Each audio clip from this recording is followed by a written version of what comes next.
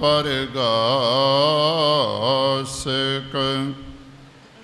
श्री हर राय नमो कर जोरी नमो कर जोरी श्री हर कृष्ण मनाऊं बहोरी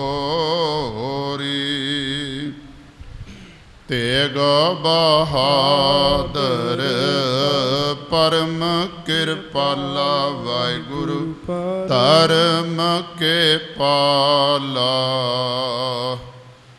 श्री गुरु गोबिंद सिंह विसाला तारू तारा पर पुन पुन सीसा वाहिगुरु पुन पुन सीसा बंदों बार बार जगदीसा जा में अमृत ज्ञान है मानिक भगत वैराग गुरु ग्रंथ साहिब उदद बंदो कर अनुराग एकंकार सतगुरु ते प्रसाद सच होए वाहिगुरु जी की फतेह विघ्न विनाशन सोए सतनाम श्री वाहिगुरु साहिब जी दोहरा आगे सतगुर की कथा कहो जथा मत होए तथा सुनो श्रोता ने पुन मथा सार है जोए आगे सतगुर की कथा कहो वाहिगुरु जी का खालसा वाहिगुरु जी की फतेह। शब्द गुरु तख्त छतर चवर दे मालक धन धन साहिब श्री गुरु ग्रंथ साहिब जी महाराज जी की पावन पवित्र हजूरी दे अंदर सुभाईमान गुरु सुवारे प्रेमी सतसंगी जनों वड भागे हो आप जी सतगुरां दी पावन हजूरी विच सत संगत करन दा सुभाग आप जी नूं प्राप्त होया है। हर साल की तरह सतगुरु धन धन गुरु ग्रंथ साहिब जी महाराज दे पहले प्रकाश दिहाड़े के संबंध विच कुछ दिन पहला ही गुरुद्वारा रामसर विखे दीवान जिहड़े हन वो आरंभ हो जाते हैं। अज आपां गुरु ग्रंथ साहिब जी महाराज सच्चे पातशाह की संपादना इस पावन अस्थान ते सतगुरु गुरु अर्जन देव जी महाराज ने किवें कीती, ये विचार अज आरंभ करने ने। ਤੇ ਜਿਵੇਂ ਸਾਰੀ ਬਾਰੀ ਲਿਖੀ ਗਈ, ਬੀੜ ਦੀ ਜਿਲਦ ਬੰਨੀ ਗਈ, ਸੱਚਖੰਡ ਸ੍ਰੀ ਹਰਿਮੰਦਰ ਸਾਹਿਬ ਦੇ ਅੰਦਰ ਪ੍ਰਕਾਸ਼ ਹੋਇਆ। ਆਉਣ ਵਾਲੇ ਦਿਨਾਂ ਦੇ ਵਿੱਚ ਸਿੰਘ ਸਾਹਿਬਾਨ ਕਥਾਵਾਚਕ ਆਪ ਜੀ ਦੇ ਨਾਲ ਵਿਚਾਰਾਂ ਸਾਂਝੀਆਂ ਕਰਨਗੇ। ਮੈਂ ਹਰ ਸਾਲ ਇਹ ਬੇਨਤੀ ਕਰਦਾ, ਬਾਕੀ ਅਸਥਾਨਾਂ 'ਤੇ ਵੀ ਕਥਾ ਇਹਨਾਂ ਪ੍ਰਸੰਗਾਂ ਦੀ ਹੁੰਦੀ, ਅਸੀਂ ਵੀ ਕਰਦੇ ਰਹੇ, ਦੇਸ਼ ਵਿੱਚ ਵੀ ਵਿਦੇਸ਼ ਵਿੱਚ ਵੀ। ਪਰ ਸਭ ਤੋਂ ਵੱਡੀ ਗੱਲ ਇਹ ਵੀ ਜਿਸ ਅਸਥਾਨ 'ਤੇ ਇਹ ਸਾਰਾ ਕਾਰਜ ਹੋਇਆ, ਉਸ ਅਸਥਾਨ 'ਤੇ ਬਹਿ ਕੇ ਵਿਚਾਰ ਕਰਨੀ, ਵਿਚਾਰ ਸੁਣਨੇ, ਇਹ ਬੜੀ ਵੱਡੇ ਭਾਗਾਂ ਦੀ ਨਿਸ਼ਾਨੀ ਹੈ। ਜਿੰਨੇ ਵੀ ਤੁਸੀਂ ਆਏ ਹੋ, ਸਤਿਗੁਰਾਂ ਨੇ ਕਿਰਪਾ ਕੀਤੀ ਹੈ, ਸਤਿਗੁਰਾਂ ਦੇ ਪਾਵਨ ਅਸਥਾਨ 'ਤੇ ਹਾਜ਼ਰੀ ਭਰਨ ਦਾ ਸੁਭਾਗ ਪ੍ਰਾਪਤ ਹੋਇਆ ਹੈ। ਗੁਰਬਾਣੀ ਕੀਰਤਨ ਆਪ ਜੀ ਸਰਵਨ ਕਰ ਰਹੇ ਸੀ। ਇਤਿਹਾਸ ਦੀ ਵਿਚਾਰ ਆਰੰਭ ਕਰਨੀ ਹੈ। ਆਰੰਭਤਾ ਤੋਂ ਪਹਿਲਾਂ ਕੁਝ ਬਚਨ ਮੈਂ ਆਪ ਜੀ ਦੇ ਨਾਲ ਸਾਂਝੇ ਕਰਕੇ ਅੱਗੋਂ ਆਪਾਂ ਪ੍ਰਸੰਗ ਜਿਹੜਾ ਹੈ ਉਹ ਆਰੰਭ ਕਰਾਂਗੇ।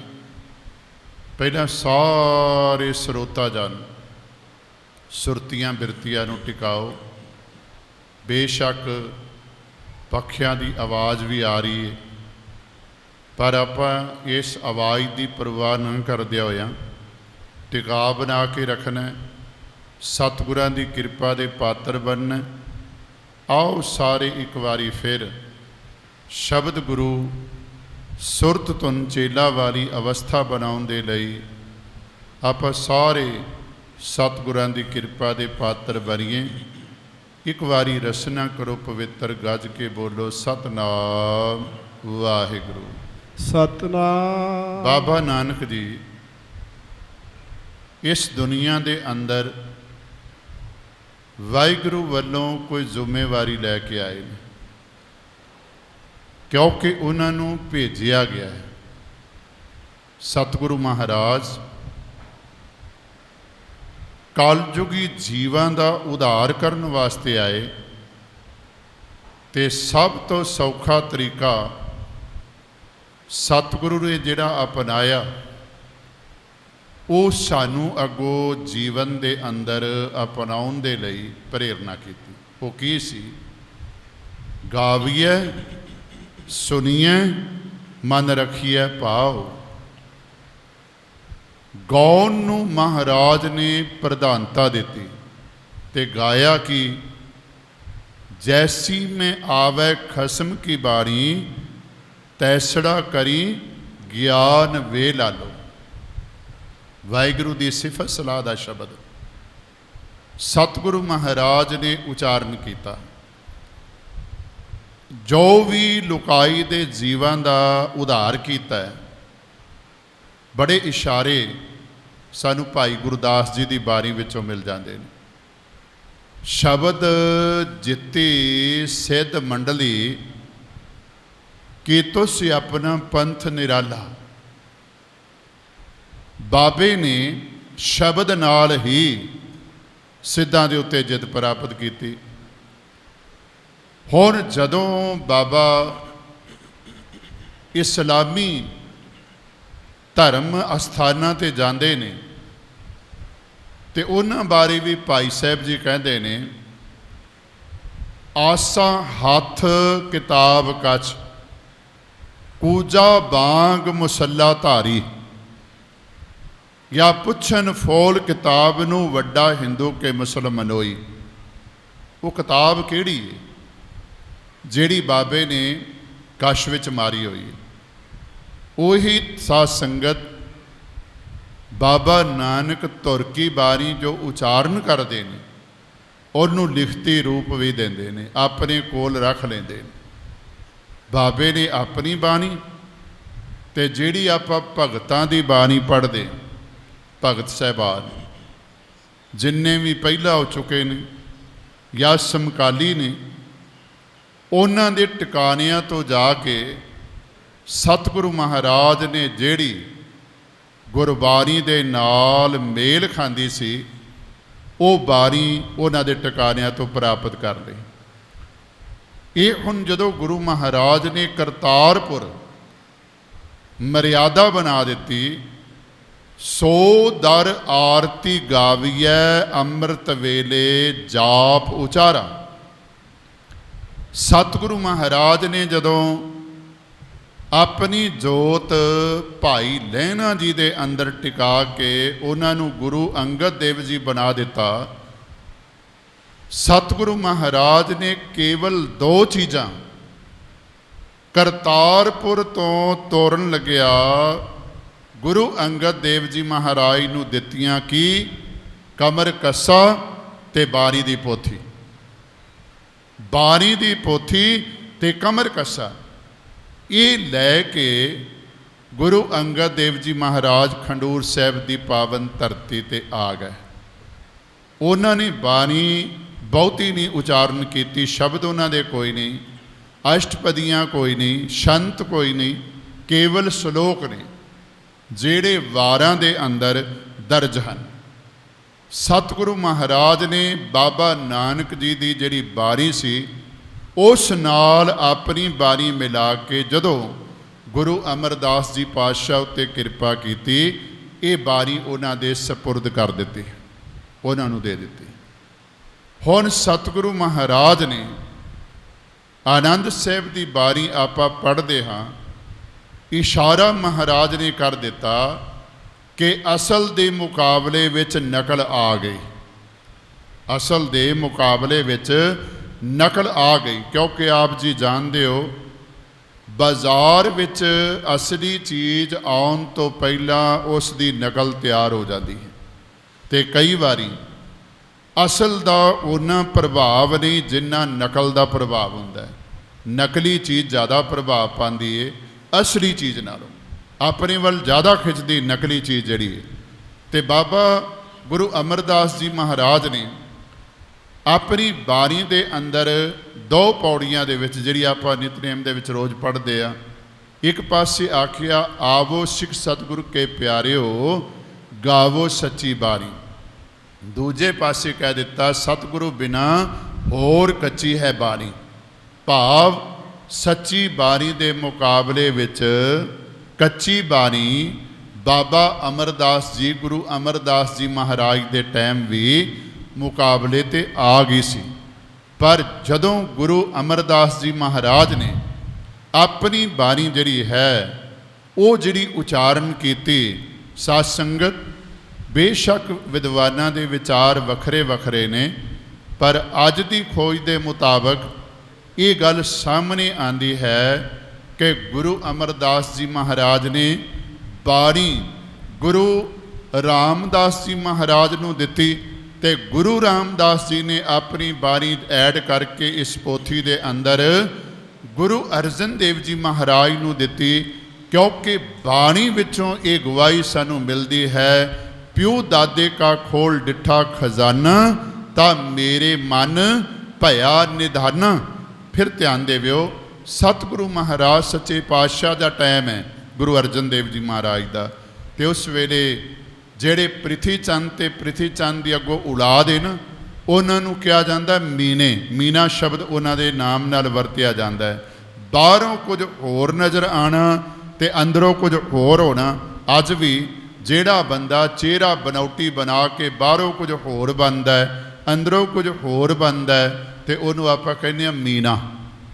ਮੀਨਾ ਜਿਹੜਾ ਹੈ ਸ਼ਬਦ ਵਰਤਿਆ ਜਾਂਦਾ ਹੈ। ਇਹਨਾਂ ਵਾਸਤੇ ਮੀਨਾ ਸ਼ਬਦ ਵਰਤਿਆ ਗਿਆ, ਪ੍ਰਿਥੀ ਚੰਦ ਅਤੇ ਉਹਨਾਂ ਦੇ ਖਾਨਦਾਨ ਵਾਸਤੇ ਅੱਗੋਂ। ਕਿਉਂਕਿ ਸਾਧ ਸੰਗਤ ਇਹਨਾਂ ਲੋਕਾਂ ਨੇ ਜਦੋਂ ਵੇਖਿਆ ਕਿ ਸਾਡੀ ਪੇਸ਼ ਨਹੀਂ ਜਾਂਦੀ, ਪ੍ਰਿਥੀ ਚੰਦ ਹੱਥ ਪੈਰ ਮਾਰਦਾ ਮਾਰਦਾ ਮਰ ਗਿਆ, ਮਿਹਰਬਾਨ ਨੂੰ ਅੱਗੋਂ ਪ੍ਰੇਰਨਾ ਕਰ ਗਿਆ। ਉਦੋਂ ਤੱਕ ਗੁਰੂ ਅਰਜਨ ਦੇਵ ਜੀ ਨਾਲ ਵੈ ਵਿਰੋਧ ਨਹੀਂ ਤਿਆਗਣਾ, ਜਾਂ ਗੁਰੂ ਹਰਗੋਬਿੰਦ ਜੀ ਮਹਾਰਾਜ ਦੇ ਨਾਲ ਵੈਰ ਵਿਰੋਧ ਨਹੀਂ ਤਿਆਗਣਾ ਜਦੋਂ ਤੱਕ ਗੁਰਿਆਈ ਪ੍ਰਾਪਤ ਨਾ ਹੋ ਜਾਵੇ।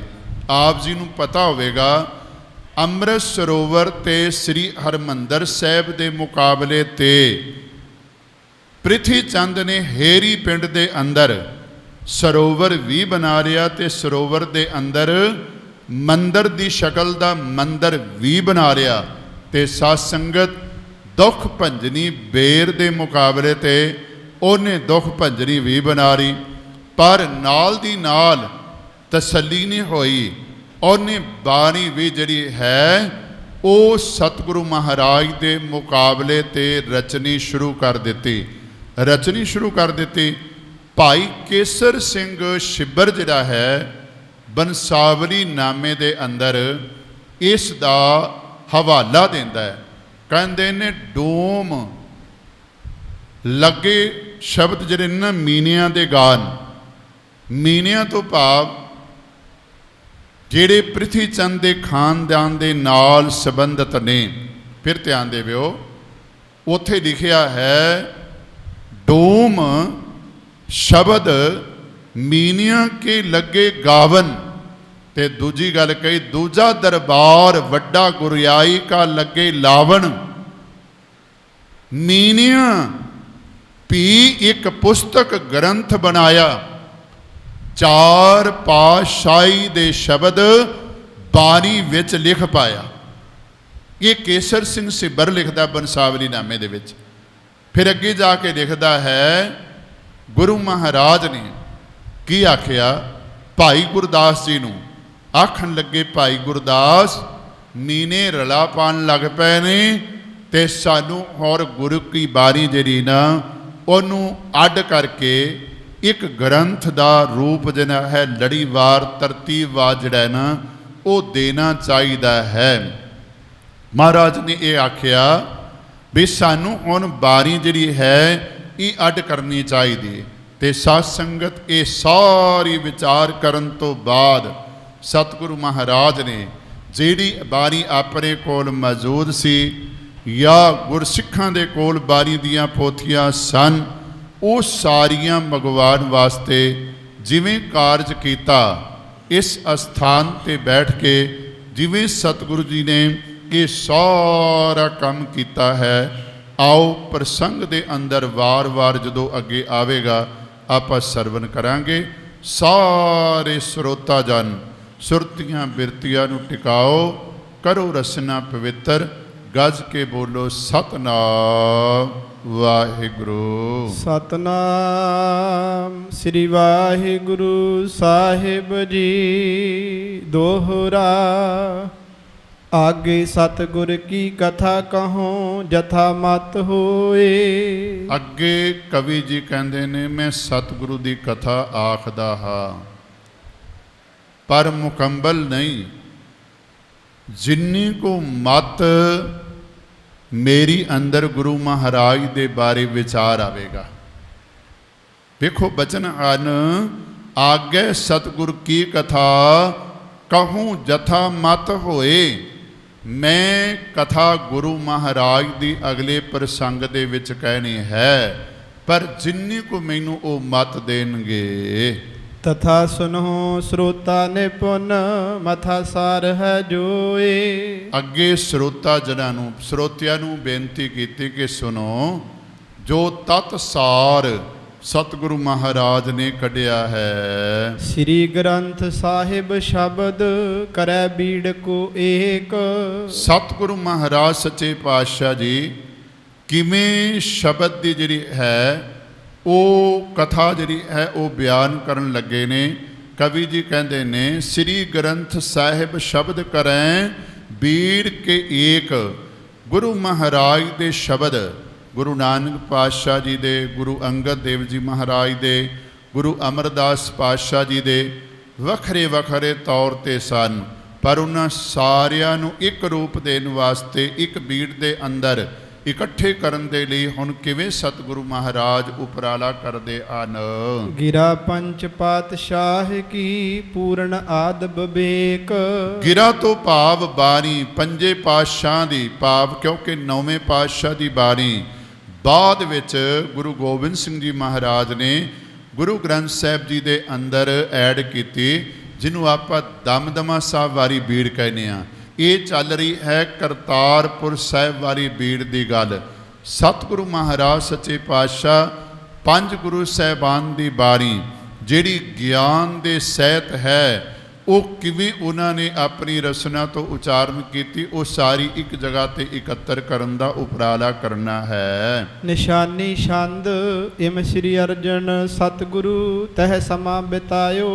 ਇਸ ਤਰ੍ਹਾਂ ਸਤਿਗੁਰੂ ਮਹਾਰਾਜ ਸੱਚੇ ਪਾਤਸ਼ਾਹ ਨੇ ਅੰਮ੍ਰਿਤਸਰ ਦੀ ਪਾਵਨ ਧਰਤੀ ਤੇ ਸਮਾਂ ਬਤੀਤ ਕੀਤਾ। ਸ਼ਬਦ ਕਰਤ ਚਿਤ ਚਿਤਵਤੇ ਇੱਕ ਥਾਨ ਲਖੀਜੈ। ਬਸ ਮਨ ਵਿੱਚ ਇਹੋ ਹੀ ਧਿਆਨ ਆਉਂਦਾ ਹੈ ਕਿ ਜਿਹੜੇ ਲੋਕ ਈਰਖਾਲੂ ਨੇ, ਨਿੰਦਕ ਨੇ, ਆਪਣੇ ਵੱਲੋਂ ਗੁਰੂ ਕੀ ਬਾਣੀ ਦੇ ਮੁਕਾਬਲੇ ਤੇ ਬਾਣੀ ਉਚਾਰਨ ਕਰਨ ਲੱਗ ਪਏ ਹਨ, ਉਹਨਾਂ ਦੇ ਰਸਤੇ ਨੂੰ ਰੋਕਣ ਦੇ ਲਈ ਤੇ ਸ਼ਬਦ ਗੁਰੂ ਦੇ ਨਾਲ ਸਿੱਖਾਂ ਨੂੰ ਗੁਰੂ ਕੀ ਬਾਣੀ ਦੇ ਨਾਲ, ਧੁਰ ਕੀ ਬਾਣੀ, ਸੱਚੀ ਬਾਣੀ ਦੇ ਨਾਲ ਜੋੜਨ ਦੇ ਲਈ ਹਰ ਵੇਲੇ ਖਿਆਲ ਇਹ ਆਉਂਦਾ ਹੈ ਕਿ ਕਦੋਂ ਉਹ ਸਮਾਂ ਆਵੇ ਕਿ ਸਤਿਗੁਰੂ ਮਹਾਰਾਜ ਦੀ ਬਾਣੀ ਇੱਕ ਜਗ੍ਹਾ ਇਕੱਤਰ ਕੀਤੀ ਜਾਵੇ। ਪਠੈ ਸੁਨੈ ਸਿੱਖ ਸੁਖ ਲਹੈ ਸਿੱਖੀ ਥਿਰ ਧੀਜੈ। ਤੇ ਜਿਹੜੇ ਵੀ ਸਿੱਖ ਬਾਣੀ ਨੂੰ ਪੜ੍ਹਨਗੇ ਸੁਖ ਲੈਣਗੇ ਤੇ ਉਹਨਾਂ ਦੇ ਅੰਦਰ ਸਿੱਖੀ ਸਿਧਾਂਤ ਆਣਗੇ। ਇੱਕ ਦਿਨ ਬੈਠੇ ਗੁਰੂ ਜੀ ਬਹੁ ਸਭਾ ਲਗਾਏ। ਇੱਕ ਦਿਨ ਸਤਿਗੁਰੂ ਮਹਾਰਾਜ ਸਭਾ ਤੋਂ ਭਾਵ ਸੰਗਤੀ ਤੌਰ ਤੇ ਸੰਗਤਾਂ ਦੇ ਵਿੱਚ ਬੈਠੇ ਹੋਏ ਸਨ। ਉਪਦੇਸ਼ਤ ਸਤਨਾਮ ਕੋ ਚਖ ਕਰਨਾ ਛਾਏ। ਸਤਿਗੁਰੂ ਮਹਾਰਾਜ ਸੱਚੇ ਪਾਤਸ਼ਾਹ ਜੀ ਸਤਨਾਮ ਦਾ ਉਪਦੇਸ਼ ਸੰਗਤਾਂ ਨੂੰ ਦ੍ਰਿੜ ਕਰਾ ਰਹੇ ਸਨ ਤੇ ਸਾਰੀਆਂ ਸੰਗਤਾਂ ਜਿਹੜੀਆਂ ਸਨ ਕਰੁਣਾ ਰਸ ਦੇ ਵਿੱਚ ਆਇਆ ਹੋਇਆ ਸਨ। ਇੱਕ ਸਿੱਖ ਬੋਲਿਓ ਜੋਰ ਕਰ ਗੁਰ ਜੀ ਸੁਣ ਲੀਜੈ। ਇੱਕ ਸਿੱਖ ਨੇ ਹੱਥ ਜੋੜ ਕੇ ਬੇਨਤੀ ਕੀਤੀ, ਮਹਾਰਾਜ ਮੈਂ ਜਿਹੜੀ ਬੇਨਤੀ ਤੁਹਾਡੇ ਕੋਲ ਕਰਨ ਲੱਗਾ ਹਾਂ ਇਹਨੂੰ ਆਪ ਧਿਆਨ ਦੇ ਨਾਲ ਸੁਣਨਾ ਕਰਿਓ। ਪ੍ਰਿਥਿਆ ਆਦਿਕ ਅਪਰ ਬਹੁ ਤਿਨ ਕਰਮ ਲਖੀਜੈ। ਕਿਉਂਕਿ ਜਿਹੜੇ ਪ੍ਰਿਥੀ ਚੰਦ ਅਤੇ ਉਸ ਵਰਗੇ ਹੋਰ ਅਨੇਕਾਂ ਗੁਰੂ ਘਰ ਦੇ ਈਰਖਾਲੂ ਬਣ ਗਏ ਹਨ, ਉਹ ਆਪਣੇ ਵੱਲੋਂ ਕੀ ਕਰਮ ਕਰਨ ਲੱਗ ਪਏ ਹਨ। ਆਪ ਬਨਾਵਤ ਸ਼ਬਦ ਕੋ ਨਿਜ ਬੁੱਧ ਅਨੁਸਾਰੀ। ਆਪਣੀ ਬੁੱਧ ਦੇ ਮੁਤਾਬਕ ਉਹ ਸ਼ਬਦ ਉਚਾਰਨ ਕਰਦੇ ਹਨ ਤੇ ਆਪਣੀ ਬੁੱਧੀ ਦੇ ਘੇਰੇ ਵਿੱਚ ਰਹਿ ਕੇ ਹੀ ਉਹ ਆਪਣੇ ਵੱਲੋਂ ਸ਼ਬਦ ਉਚਾਰ ਕੇ ਲਿਖੀ ਜਾ ਰਹੇ ਨੇ। ਸ੍ਰੀ ਨਾਨਕ ਕੋ ਨਾਮ ਸ਼ੁਭ ਤਰ ਦੇਤ ਮਜਾਰੀ। ਪਰ ਇੱਕ ਉਹਨਾਂ ਦੇ ਅੰਦਰ ਖੋਟਾਪਨ ਇਹ ਹੈ, ਸਤ ਸੰਗਤ ਬਾਣੀ ਜਿੰਨੀ ਮਰਜ਼ੀ ਉਚਾਰਨ ਕਰਨ, ਲਿਖੀ ਜਾਣ, ਕੋਈ ਇਤਰਾਜ਼ ਨਹੀਂ, ਪਰ ਜਦੋਂ ਨਾਨਕ ਦਾ ਨਾਮ ਵਰਤ ਕੇ ਸ਼ਬਦ ਨੂੰ ਉਹ ਆਪਣੇ ਜੀਵਨ ਦੇ ਵਿੱਚ ਲੋਕਾਂ ਤੱਕ ਭੇਜਦੇ ਨੇ। ਮੇਰੀ ਬੇਨਤੀ, ਕਿਉਂਕਿ ਗੁਰੂ ਨਾਨਕ ਦੇਵ ਜੀ ਮਹਾਰਾਜ ਦਾ ਨਾਮ ਉਹ ਵਰਤਦੇ ਸਨ, ਨਾਮ ਗੁਰੂ ਨਾਨਕ ਪਾਤਸ਼ਾਹ ਦਾ ਵਰਤਣਾ ਤੇ ਸ਼ਬਦ ਆਪਣੇ ਵੱਲੋਂ ਉਚਾਰਨ ਕਰਨੇ, ਬਾਣੀ ਆਪਣੇ ਵੱਲੋਂ ਉਚਾਰਨ ਕਰਨੀ। ਸਤਿਗੁਰੂ ਮਹਾਰਾਜ ਨੂੰ ਸਿੱਖ ਬੇਨਤੀ ਕਰ ਰਿਹਾ ਹੈ ਕਿ ਪ੍ਰਿਥੀ ਚੰਦ ਅਤੇ ਉਸ ਵਰਗੇ ਅਨੇਕਾਂ ਹੋਰ ਲੋਕ ਬਾਣੀ ਉਚਾਰਨ ਕਰਦੇ ਨੇ, ਸ਼ਬਦ ਪੜ੍ਹਦੇ ਨੇ, ਪਰ ਬਾਣੀ ਜਿਹੜੀ ਹੈ ਉਸ ਦੇ ਅਖੀਰ ਵਿੱਚ ਉਹ ਨਾਨਕ ਨਾਮ ਲਿਖ ਦਿੰਦੇ ਨੇ। ਭਾਵ ਆਪਣਾ ਤੇ ਨਾਨਕ ਨਾਮ ਦੀ ਮੋਹਰ ਲਾ ਕੇ ਲੋਕਾਂ ਨੂੰ ਗੁੰਮਰਾਹ ਕਰਦੇ ਨੇ, ਸਿੱਖਾਂ ਨੂੰ ਗੁੰਮਰਾਹ ਕਰਦੇ ਹਨ। ਕੋਈ ਸਕੈ ਪਛਾਨ ਕਰ ਕੋ ਸਕੈ ਨਾ ਜਾਣੀ। ਕੁਝ ਨੇ ਜਿਨ੍ਹਾਂ ਉੱਤੇ ਕਿਰਪਾ ਹੈ ਜਿਹੜੇ ਇਹ ਪਛਾਣ ਸਕਦੇ ਨੇ ਕਿ ਗੁਰੂ ਦਾ ਸ਼ਬਦ ਹੈ ਜਾਂ ਕਿਸੇ ਨੇ ਆਪਣੇ ਵੱਲੋਂ ਉਚਾਰਨ ਕਰਕੇ ਗੁਰੂ ਮਹਾਰਾਜ ਦਾ ਨਾਮ ਵਰਤਿਆ ਹੋਇਆ। ਹੁਣ ਸਾਰਿਆਂ ਉੱਤੇ ਇੰਨੀ ਕਿਰਪਾ ਨੇ। ਸਾਧ ਸੰਗਤ ਅੱਜ ਵੀ ਵੇਖੋ ਇੰਨਾ ਐਡਵਾਂਸ ਆਪਾਂ ਹੋ ਗਏ ਆ, ਮੀਡੀਆ ਯੁੱਗ ਹੈ, ਇਹਦੇ ਵਿੱਚ ਵੀ ਬਹੁਤ ਸਾਰੇ ਵੀਰਾਂ ਦਾ ਜਿਹੜੇ ਬਾਹਰੀ ਤੌਰ ਤੇ ਸਾਨੂੰ ਸਿੱਖ ਵੀ ਲੱਗਦੇ ਨੇ, ਅੰਮ੍ਰਿਤ ਧਾਰੀ ਵੀ ਨੇ, ਬਾਣੀ ਵੀ ਪੜ੍ਹਦੇ ਨੇ, ਪਰ ਕਈ ਵਾਰੀ ਉਹ ਕਹਿਣਗੇ ਕਿ ਇਹ ਸ਼ਬਦ ਗੁਰੂ ਗ੍ਰੰਥ ਸਾਹਿਬ ਜੀ ਮਹਾਰਾਜ ਦੇ ਅੰਦਰ ਹੈ, ਕੀ ਇਹ ਗੁਰੂ ਗ੍ਰੰਥ ਸਾਹਿਬ ਜੀ ਤੋਂ ਬਾਹਰ ਹੈ। ਹੁਣ ਜਿਵੇਂ ਕਈ ਵਾਰੀ ਜਦੋਂ ਵੀਰ ਰਸ ਦੇ ਸ਼ਬਦ ਪੜ੍ਹੇ ਜਾਂਦੇ ਨੇ ਤੇ ਸੂਰਾ ਸੋ ਪਹਿਚਾਨੀਏ ਜਾਂ ਜਾਓ ਤੋ ਪ੍ਰੇਮ ਖੇਲਨ ਕਾ ਚਾਓ, ਬਹੁਤ ਸਾਰੇ ਪ੍ਰੇਮੀ ਕਹਿਣਗੇ ਵੀ ਇਹ ਸ਼ਬਦ ਕਿੱਥੋਂ ਲਿਆ ਹੈ, ਇਹ ਸ਼ਬਦ ਕਿੱਥੋਂ ਆਇਆ ਹੈ। ਹੁਣ ਬਹੁਤਿਆਂ ਨੂੰ ਨਹੀਂ ਪਤਾ ਕਿ ਇਹ ਸ਼ਬਦ ਗੁਰੂ ਗ੍ਰੰਥ ਸਾਹਿਬ ਜੀ ਮਹਾਰਾਜ ਦੇ ਅੰਦਰ ਦਰਜ ਨੇ। ਕਈ ਵਾਰੀ ਭਾਈ ਗੁਰਦਾਸ ਜੀ ਦੀ ਬਾਣੀ ਹੁੰਦੀ ਹੈ ਜਾਂ ਗੁਰੂ ਗੋਬਿੰਦ ਸਿੰਘ ਜੀ ਦੀ ਬਾਣੀ ਹੁੰਦੀ ਹੈ, ਤੇ ਉਹ ਕਹਿਣਗੇ ਵੀ ਇਹ ਗੁਰੂ ਗ੍ਰੰਥ ਸਾਹਿਬ ਵਿੱਚ ਲਿਖਿਆ ਹੋਇਆ ਹੈ। ਬੇਨਤੀ ਕਾਰਨ ਇੱਕੋ ਹੈ ਕਿ ਜਿਹੜੀ ਗੱਲ ਬਾਰ-ਬਾਰ ਪ੍ਰਚਾਰੀ ਜਾਂਦੀ ਏ ਕਿ ਸਹਿਜ ਪਾਠ ਰੱਖੋ, ਤੇ ਗੁਰੂ ਗ੍ਰੰਥ ਸਾਹਿਬ ਜੀ ਮਹਾਰਾਜ ਦੇ ਸਿੱਖ ਹੋਣ ਦੇ ਨਾਤੇ ਇੱਕ ਵਾਰੀ ਜ਼ਰੂਰ ਦਰਸ਼ਨ ਕਰੋ। ਜੇ ਆਪਾਂ ਇੱਕ ਵਾਰੀ ਪਾਠ ਕੀਤਾ ਹੋਵੇ ਧਿਆਨ ਨਾਲ, ਤੇ ਸਾਨੂੰ ਪਤਾ ਲੱਗ ਜਾਵੇ ਕਿ ਇਹ ਸ਼ਬਦ ਗੁਰੂ ਗ੍ਰੰਥ ਸਾਹਿਬ ਜੀ ਮਹਾਰਾਜ ਦੇ ਅੰਦਰ ਦਰਜ ਹੈ, ਇਹ ਗੁਰੂ ਮਹਾਰਾਜ ਦਾ ਸ਼ਬਦ ਹੈ। ਕਾਰਨ ਬਸ ਇੱਕੋ ਹੀ ਹੈ, ਸਾਨੂੰ ਗੁੰਮਰਾਹ ਕਰਨ ਵਾਲੇ ਗੁੰਮਰਾਹ ਕਿਉਂ ਕਰਦੇ ਨੇ? ਕਿਉਂਕਿ ਅਸੀਂ ਸੁਣਿਆ ਬਹੁਤ ਹੈ, ਪੜ੍ਹਿਆ ਬਹੁਤ ਹੈ। ਗੁਰੂ ਦੇ ਚਰਨਾਂ ਦੇ ਅੰਦਰ ਸਭ ਸਿੱਖਣ ਕੋ ਹੁਕਮ ਹੈ, ਗੁਰੂ ਮਾਨਿਓ ਗ੍ਰੰਥ, ਗੁਰੂ ਗ੍ਰੰਥ ਜੀ ਮਾਨਿਓ ਪ੍ਰਗਟ ਗੁਰਾਂ ਕੀ ਦੇ, ਜੋ ਪ੍ਰਭ ਕੋ ਮਿਲ ਬੋਚ ਹੈ, ਖੋਜ ਸ਼ਬਦ ਮੈਂ ਲੈ। ਪੜ੍ਹਿਆ ਬਹੁਤ, ਪਰ ਇਸ ਨੂੰ ਪ੍ਰੈਕਟੀਕਲੀ ਆਪਣੇ ਜੀਵਨ ਦੇ ਅੰਦਰ ਧਾਰਨ ਨਹੀਂ ਕੀਤਾ। ਕਾਰਨ ਜੇ ਅਸੀਂ ਗੁਰੂ ਗ੍ਰੰਥ ਸਾਹਿਬ ਜੀ ਮਹਾਰਾਜ ਨਾਲ ਜੁੜੇ ਹੋਈਏ ਤੇ ਸਾਧ ਸੰਗਤ ਸਾਨੂੰ ਕੋਈ ਗੁੰਮਰਾਹ ਨਾ ਕਰ ਸਕੇ।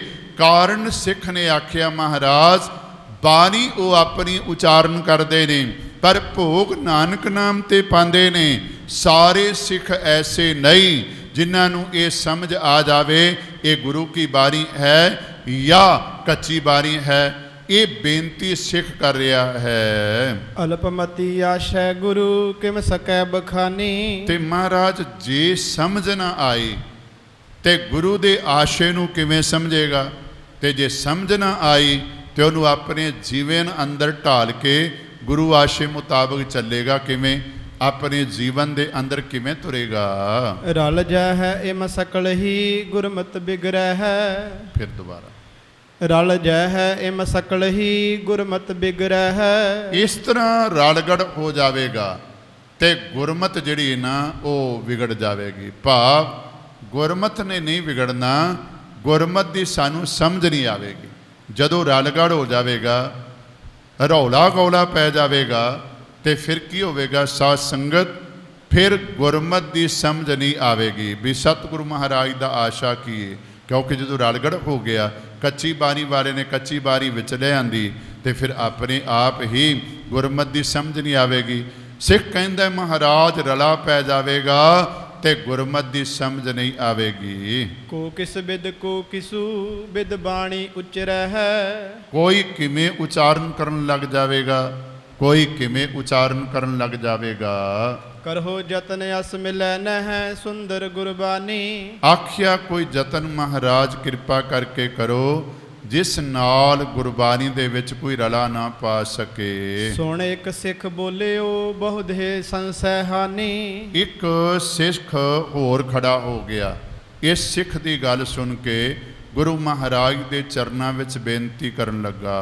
ਬਾਣੀ ਕੱਚੀ ਗੁਰੂ ਬਿਨਾ ਗੁਰ ਅਮਰ ਬਖਾਨੀ। ਆਖਣ ਲੱਗੇ ਸਤਿਗੁਰੂ ਗੁਰੂ ਅਮਰਦਾਸ ਜੀ ਮਹਾਰਾਜ ਨੇ ਇਹ ਗੱਲ ਕਹੀ ਹੈ, ਗੁਰੂ ਤੋਂ ਬਗੈਰ ਜਿਹੜੀ ਹੈ ਬਾਕੀ ਹੋਰ ਬਾਣੀ ਸਾਰੀ ਕੱਚੀ ਹੈ। ਕਿਮ ਸਮਝੈ ਸਿੱਖ ਤਿਸੀ ਕੋ ਸੁਨ ਪਠੈ ਸੁਜਾਨੀ। ਕਿਉਂਕਿ ਜਦੋਂ ਇਹ ਗੱਲ ਸਮਝ ਵਿੱਚ ਆ ਜਾਵੇ ਕਿ ਗੁਰੂ ਕੀ ਬਾਣੀ ਕਿਹੜੀ ਹੈ, ਸੱਚੀ ਬਾਣੀ, ਤੇ ਕੱਚੀ ਬਾਣੀ ਕਿਹੜੀ ਹੈ, ਤੇ ਫਿਰ ਗੁਰੂ ਆਸ਼ੇ ਨੂੰ ਸਮਝਿਆ ਜਾ ਸਕੇਗਾ। ਸਿੱਖ ਗੁਰਦਾਸ ਜੀ ਆਦ ਹੈ ਜਿਨ ਗੁਰਾ ਬਨਾਈ। ਹੁਣ ਭਾਈ ਗੁਰਦਾਸ ਜੀ ਨੇ ਵੀ ਜਿਹੜੀ ਗਿਰਾ ਬਣਾਈ, ਸਾਧ ਸੰਗਤ ਵਾਰਾਂ ਨੇ, ਕਵਿੱਤ ਨੇ, ਸਵਈਏ ਨੇ, ਦੋਹਰੇ ਨੇ ਭਾਈ ਸਾਹਿਬ ਦੇ, ਜਾਂ ਆਪਾਂ ਭਾਈ ਸਾਹਿਬ ਦੀ ਬਾਣੀ ਨੂੰ ਪੜ੍ਹਦੇ ਹਾਂ, ਉਹਨਾਂ ਨੇ 40 ਵਾਰਾਂ।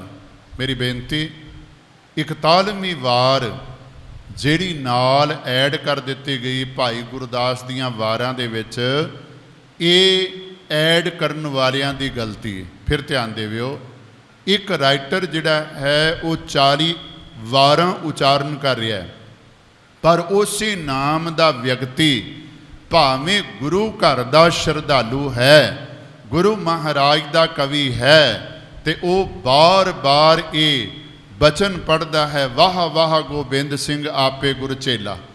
ਹੁਣ ਦੇਖੋ ਇੱਕ ਬੰਦੇ ਦੀ ਵਾਰ ਵੱਖਰੀ ਹੈ, 40 ਵਾਰਾਂ ਭਾਈ ਗੁਰਦਾਸ ਦੀਆਂ ਹਨ, ਤੇ ਜਿਹੜੀ 41ਵੀਂ ਵਾਰ ਨਾਲ ਲਿਖ ਦਿੱਤੀ ਗਈ ਹੈ ਉਹ ਲਿਖਣ ਵਾਲਿਆਂ ਨੇ ਇੱਕ ਤਰ੍ਹਾਂ ਦੇ ਨਾਲ ਸੰਸ਼ੇ ਵਿੱਚ ਪਾਇਆ ਹੈ। ਕਿਉਂਕਿ ਧਿਆਨ ਦੇਵਿਓ, ਜਦੋਂ ਆਪਾਂ ਕੀਰਤਨ ਦਾ ਰਹਿਤ ਮਰਿਆਦਾ ਦੇ ਅੰਦਰ ਪੜ੍ਹਦੇ ਹਾਂ ਪ੍ਰਸੰਗ ਜਾਂ ਸਾਧ ਸੰਗਤ, ਉਹ ਕੀਰਤਨ ਬਾਰੇ ਆਪਾਂ ਰਹਿਤ ਮਰਿਆਦਾ ਦੇ ਬਾਰੇ ਜੋ ਹਦਾਇਤਾਂ ਕੀਤੀਆਂ ਨੇ ਪੜ੍ਹਦੇ ਹਾਂ ਸ੍ਰੀ ਅਕਾਲ ਤਖਤ ਸਾਹਿਬ ਦੀ ਰਹਿਤ ਮਰਿਆਦਾ ਦੇ ਅੰਦਰ, ਉੱਥੇ ਦੱਸਿਆ ਹੋਇਆ ਹੈ ਗੁਰੂ ਮਹਾਰਾਜ ਦੀ ਬਾਣੀ ਤੇ ਗੁਰਬਾਣੀ ਦੀ ਵਿਆਖਿਆ ਭਾਈ ਗੁਰਦਾਸ ਜੀ ਦੀ ਬਾਣੀ ਤੇ ਭਾਈ ਨੰਦ ਲਾਲ ਦੀਆਂ ਗਜ਼ਲਾਂ ਦਾ ਕੇਵਲ ਤੇ ਕੇਵਲ ਰਚਨਾਵਾਂ ਦਾ ਜਿਹੜਾ ਹੈ ਨਾ ਕੀਰਤਨ ਜਿਹੜਾ ਹੈ ਉਹ ਗੁਰੂ ਘਰ ਦੇ ਅੰਦਰ ਹੋ ਸਕਦਾ ਹੈ। ਇਹ ਮਰਿਆਦਾ ਹੈ, ਧਿਆਨ ਦੇਵਿਓ। ਇਸ ਤੋਂ ਬਾਹਰ ਜਿੰਨੀਆਂ ਵੀ ਭਾਵੇਂ ਬੜੇ ਵਿਦਵਾਨ ਪੂਰਨ ਸਿੰਘ ਵਰਗੇ ਜਾਂ ਭਾਈ ਵੀਰ ਸਿੰਘ ਵਰਗੇ ਜਾਂ ਹੋਰ ਵਿਦਵਾਨ ਸੱਜਣ ਹੋਣ, ਉਹਨਾਂ ਦੀਆਂ ਰਚਨਾਵਾਂ ਨੂੰ ਆਪਾਂ ਕਵਿਤਾਵਾਂ ਤਾਂ ਕਹਿ ਸਕਾਂਗੇ ਪਰ ਉਹਨਾਂ ਨੂੰ ਕੀਰਤਨ ਨਹੀਂ ਕਹਿ ਸਕਾਂਗੇ। ਫਿਰ ਧਿਆਨ ਦੇਵਿਓ, ਕੀਰਤਨ ਕੇਵਲ ਤੇ ਕੇਵਲ ਗੁਰਬਾਣੀ ਤੇ ਗੁਰਬਾਣੀ ਦੀ ਵਿਆਖਿਆ ਰੂਪ ਭਾਈ ਗੁਰਦਾਸ ਜੀ ਦੀਆਂ ਰਚਨਾਵਾਂ। ਭਾਈ ਗੁਰਦਾਸ ਜੀ ਵੀ ਉਹ ਜਿਨ੍ਹਾਂ ਨੇ ਗੁਰੂ ਅਰਜਨ ਦੇਵ ਜੀ ਮਹਾਰਾਜ ਦੇ ਚਰਨਾਂ ਵਿੱਚ ਬਹਿ ਕੇ ਸਾਧ ਸੰਗਤ ਇੱਕ ਇੱਕ ਅੱਖਰ ਗੁਰੂ ਗ੍ਰੰਥ ਸਾਹਿਬ ਜੀ ਮਹਾਰਾਜ ਦਾ ਲਿਖਿਆ, ਜਿਹਨੂੰ ਆਪਾਂ ਪੋਥੀ ਪਰਮੇਸ਼ਰ ਕਾ ਥਾਨ ਕਹਿੰਦੇ ਹਾਂ।